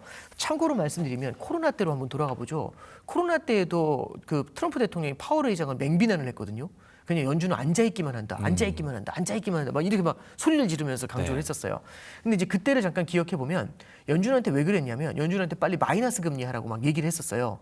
막 종용을 하다가 어느 순간에 그 말을 안 하더라고요. 왜 그러냐면 유럽도 마이너스 금리, 일본도 마이너스 금리인데 왜 우리는 못하냐? 그때 당시 이제 가장 중요한 해석이 갑자기 트럼프 대통령이 탁 멈춘 이유가 이게 달러의 패권을 흔들어 놓을 수 있죠. 그러니까 결국에는 금리를 낮춰가지고 경기를 끌어올리는 것도 좋지만 금리를 너무 무리하게 낮췄을 때에는 달러 패권에 대한 리스크가 커질 수가 있어요. 방금 말씀해 주셨던 것처럼 지금 달러 인덱스가 약하거든요. 지난해 보면은 고점 대비해 가지고 10%가 빠졌습니다. 이런 상황에서 만약에 또 금리를 마구잡이로 인하할 것이다. 이런 기대를 가져오게 되면은 어쩌면 달러 가치에 대해서 사람들의 의구심이 커질 수가 있죠. 최근 보면은 중국하고 유로존에서 유로하고 위안화를 밀면서 치고 들어오는 게 보여요. 그리고 금 가격이 되게 빠르게 뛰고 있지 않습니까? 금, 유로화, 위안화 이런 걸 보면 어떤 느낌이 있냐면 달러의 경쟁자들이죠. 이런 경쟁자들이 파퓰러해지고 있는 상태에서 마구잡이로 금리 인하를 한다. 아마 트럼프 행정부 입장에서도요. 연준을 압박할 때 어느 정도는 고려하는 요인이 되지 않을까 싶습니다. 달러의 약세화뿐만 아니라 사실 달러의 약세, 근데 또 그에 따른 또 원화의 약세도 있습니다. 그러니까 지금 현재 뭐 환율 보면은 1,460에서 70대 왔다 갔다 하는 흐름으로 보이거든요. 요즘 뭐 뉴노멀이라고 얘기를 해요. 예전에 비하면은 많이 올랐는데 이걸 좀 적응해야 되는 거 아니냐? 어떻게 봐야 될까요? 저는 이제 그 1,400원대가 뉴노멀이다 이것까지는 잘 모르겠어요. 그러니까 얼마가 뉴노멀인지 그 레벨까지는 모르겠지만 적어도 이건 맞는 것 같아요. 과거보다 한 레벨 높아진 환율이 장기화될 것이다. 그러니까 과거 레벨로 돌아가기 힘들다. 여기에 대해서는 동의하고요. 그걸 뉴노멀로 본다면 저도 뉴노멀이 맞다라고 생각을 합니다. 왜냐하면 결국에 우리나라 외환시장의 환경 자체가 좀 바뀐 것 같아요. 일단 첫 번째는 우리나라의 구조적인 무역 흑자, 특히 대중 무역 흑자가요. 23년도부터 31년 만에 대중 무역 적자로 전환이 됐습니다. 이건 뭐냐면은 중국을 통해 가지고 들어오던 달러가 줄어든다는 의미가 되는 거겠죠. 그래서 첫 번째는 무역 흑자가 줄어들었다는 걸 첫 번째 좀 바라볼 필요가 있고요. 두 번째는 우리나라 경제 주체들의 해외 투자가 구조적으로 늘어나는 모습이에요. 이게 결국엔 우리나라보다 해외 생산성이 높았을 때 보다 높은 투자 수익률을 생각을 하면서 해외 투자가 늘어나는 경향이 있는데요. 일단 비단 서학개미뿐만 아니라 이게 기업들 같은 경우도 트럼프의 관세를 피하기 위해 가지고 해외 투자를 최근에 늘리는 모습이죠. 그 다음에 정부 같은 경우도 트럼프 행정부하고 상호 관세 협상을 하면서 2천억 달러 정도를 해외 이제 미국에 투자할 것이다 이런 얘기가 나오고 있습니다. 그럼 중장기적으로 결국에는 가계, 기업, 정부라는 경제의 3주체가 해외 투자를 늘리는 구조가 되는 거죠. 그러면 무역 흑자가 줄어들면서 들어오는 달러는 구조적으로 줄어드는데 해외 투자가 늘어나면서 나가는 달러는 구조적으로 많아집니다. 그러면 국내 잉여 달러가 과거 대비해서 줄어드는 문제가 생기거든요. 그럼 과거의 레벨보다는요. 이런 구조적인 변화를 겪었기 때문에 과거 레벨보다 높아진 뉴노멀의 환율 레벨이 형성된다. 요거는 맞는 얘기라고 생각하고 있습니다. 그렇다면 이게 1,500까지 갈까 말까 할 때쯤에 이제 구두 개입 그리고 정책적인 어떤 당국의 개입이 있는데 그래서 뭐 외환 위기 때와 비교해서 좀 달러가 좀 많이 좀 풀리면 어쩌나 약간 이런 우려도 있는 것 같은데 그때와 지금 당연히 뭐 체질적으로 다르지만 그런 네. 우려들은 좀 어떻게 봐야 될까요? 이게 이제 97년도하고 그다음에 2008년도 그러니까 글로벌 금융위기 때나 외환위기 당시에 환율이 굉장히 높았고요. 네. 지금 뭐 그레벨까지 와 있는 그레벨에 이제 거의 가까이 온 거 아니냐. 그러니까 1,500원에 가까운 환율을 보면서 이제 그런 말씀들이 많이 나옵니다. 네. 근데 이건 좀 주의할 필요가 있는 것 같아요. 결국에는 해외 투자하고요. 자본 유출은 다른 얘기입니다. 자본 유출은요. 자본이 나간 다음에 돌아오질 않아요. 근데 해외 투자는 국내의 경제 주체들이 해외에 있는 자산을 사는 거죠. 그래서 해외에 있는 주식, 채권, 부동산 이런 걸 산다고 가정해 보죠. 그럼 이거는 뭐가 다르냐면은 우리 밸런스 시세는 그러니까 우리 자산에다가 해외 자산이 잡혀 있는 거고 네. 거기서 주식을 통해서 배당, 채권을 통해서 이자가 들어오는 겁니다. 그럼 결국에는 과거 이제 그 자본 유출이 일어나면서 환율이 뛰었던 것과는 달리 해외 투자가 늘어난다는 얘기는 해외에서 들어오는 이자라든지 배당 소득이 분명히 존재한다는 거죠. 그래서 이거는 조금 다른 관점에서 좀 바라봐야 된다라고 생각을 하고요. 우리나라가 지금 1조 달러 가까운 대외 순금융자산을 갖고 있습니다. 순금융자산이라는 표현이 중요한데요. 자산에서 부채를 뺐을 때, 네. 그러니까 빚을 제외했을 때 오히려 우리가 자산이 훨씬 많다는 거거든요. 그게 1조 달러 정도 되고요. 우리나라 GDP의 절반 정도 돼요. 꽤 많은 거거든요. 그러면 우리나라가 부채를 차감을 해도 전체적으로 자산이 많다 이 얘기는요. 환율이 뛰었는데 달러 부채가 많잖아요. 그럼 앉은 자리에서 빚이 늘어나는 문제가 네. 생겨요. 그래서 외환위기 때는 달러 부채가 많았기 때문에 힘들었던 거거든요. 근데 지금은 달러 부채보다 달러 자산이 많습니다. 그럼 환율이 뛰면 어떻게 될까? 이 달러 자산 같은 경우는 가치가 높아지는 효과가 생기죠. 그래서 환율이 뛰는 게 반드시 좋다는 건 아니겠지만 네. 과거와 다른 것 중에 하나가 이런 거죠. 지금 환율이 뛰었을 때 우리나라에서 미국 주식을 갖고 계시거나 미국의 국채를 보유하고 있는 분들 있죠. 달러 자산을 보유한 분들. 그런 분들 같은 경우는 나라가 흔들릴까 이런 걱정보다는 조용히 미소를 짓는 부분들도 있을 수 있지 않습니까? 그래서 우리가 대외 순금융자산을 갖고 있다는 것 여기에 우리가 포커스를 맞춰서 좀 보실 필요가 있지 않나 싶습니다. 네, 이번에 뭐 금통위에서 이창용 총재의 발언들을 들어보면 환율 얘기를 엄청 많이 했어요. 예, 그러니까 그렇습니다. 그만큼 통화 정책의 어려움을 토로한 것 같은데 일단 올해는 뭐 금리 동결 기조로 가는 것이냐라고 보여지는데 그러면 우리 통화 정책에서 할 수 있는 대응은 뭐가 있을까요? 지금 결국에는 통화 정책의 대응이라는 게 이번에 이제 금통위를 보면서 농담처럼 사람들 전문가들 사이에서 네. 환통이다 이런 네. 얘기를 되게 많이 했어요. 그러니까 이렇게 보시면 될 것 같아요. 우리나라가 금리를 낮춰주려면 그 여러 가지 요건들이 있는데요. 그 중에는 성장하고 물가도 있지만 말씀해 주셨던 것처럼 환율도 있고 그다음에 부동산 시장도 여기 같이 작용을 하고 있습니다. 부동산 시장이 너무 불안한 상태에서 금리를 막 잡아 낮춘다? 이랬을 때는 그 가계부채의 문제를 더욱더 키울 수 있고요. 네. 환율이 불안한 상태에서 금리를 낮춘다. 미국이 금리가 높은데 이러면 환율의 상승을 더욱더 만들어낼 수가 있거든요. 그래서 지금처럼 환율이 이렇게 굉장히 불안하니까 여기다 대고 금리 인하하는 것들에 대해서 주의를 하는 모습인 거죠. 네. 그러면 금통위에서 변화가 나타나려면 가장 중요한 요인은 방금 말씀드렸던 것처럼 이 외환 시장이 안정될 필요가 있어요. 그래서 외환 시장이 어느 레벨일지 모르겠지만 예를 들어 1,400 밑으로 안정이 됐다. 이런 경우에는 한국은행이 다시 우리나라의 약한 성장과 다소 안정돼 있는 물가를 바라보면서 기준금리 인하에 대한 기준을 다시 확립해 볼 수가 있겠죠. 네. 근데 현재로서는요. 환율이 그렇게까지 빠르게 안정될 가능성이 높지 않다라고 가정을 하면은 기준금리 인하로 빠르게 전환하는 건 쉽지는 않습니다. 그래서 이렇게 말씀드리죠. 기준금리 인하가 이미 물 건너갔다 이런 표현보다는 환율의 하락이라는 무언가 전제 조건, 어려운 전제 조건이 붙었잖아요. 금리 인하로 가기 위한 허들이 굉장히 높아졌다. 이렇게 좀 해석할 수 있을 것 같습니다. 예. 그렇다면 최근에 어떤 경기의 어떤 불안정성, 변동성으로 봤을 때 사실 채권은 좀 안전자산으로 분류가 되는데 정말 채권이 안전한 자산이 맞는 것인가 현 시점에서 어떻게 봐야 될까요? 일단 안전자산은 맞는 거거든요. 이제 국채라는 것 자체가 갖고 있는 특성이 네. 결국엔 국가가 부도가 나기 전에는 원금하고 이자를 돌려주는 거지 않습니까? 근데 이제 문제는 과거보다 지금 국채 시장의 금리 변동성이 굉장히 높아졌어요. 네. 근데 이제 우리가 투자를 할 때 보면은 요즘 투자자분들 많이 만나면 느끼는 게 채권 투자를 채권 그 자체로 만기까지 가져가려고 투자하시는 분들 별로 없더라고요. 중간에 금리가 내려가면 지금의 내 채권 가격이 높아지니까 네. 이걸 그때 팔고 나와야지.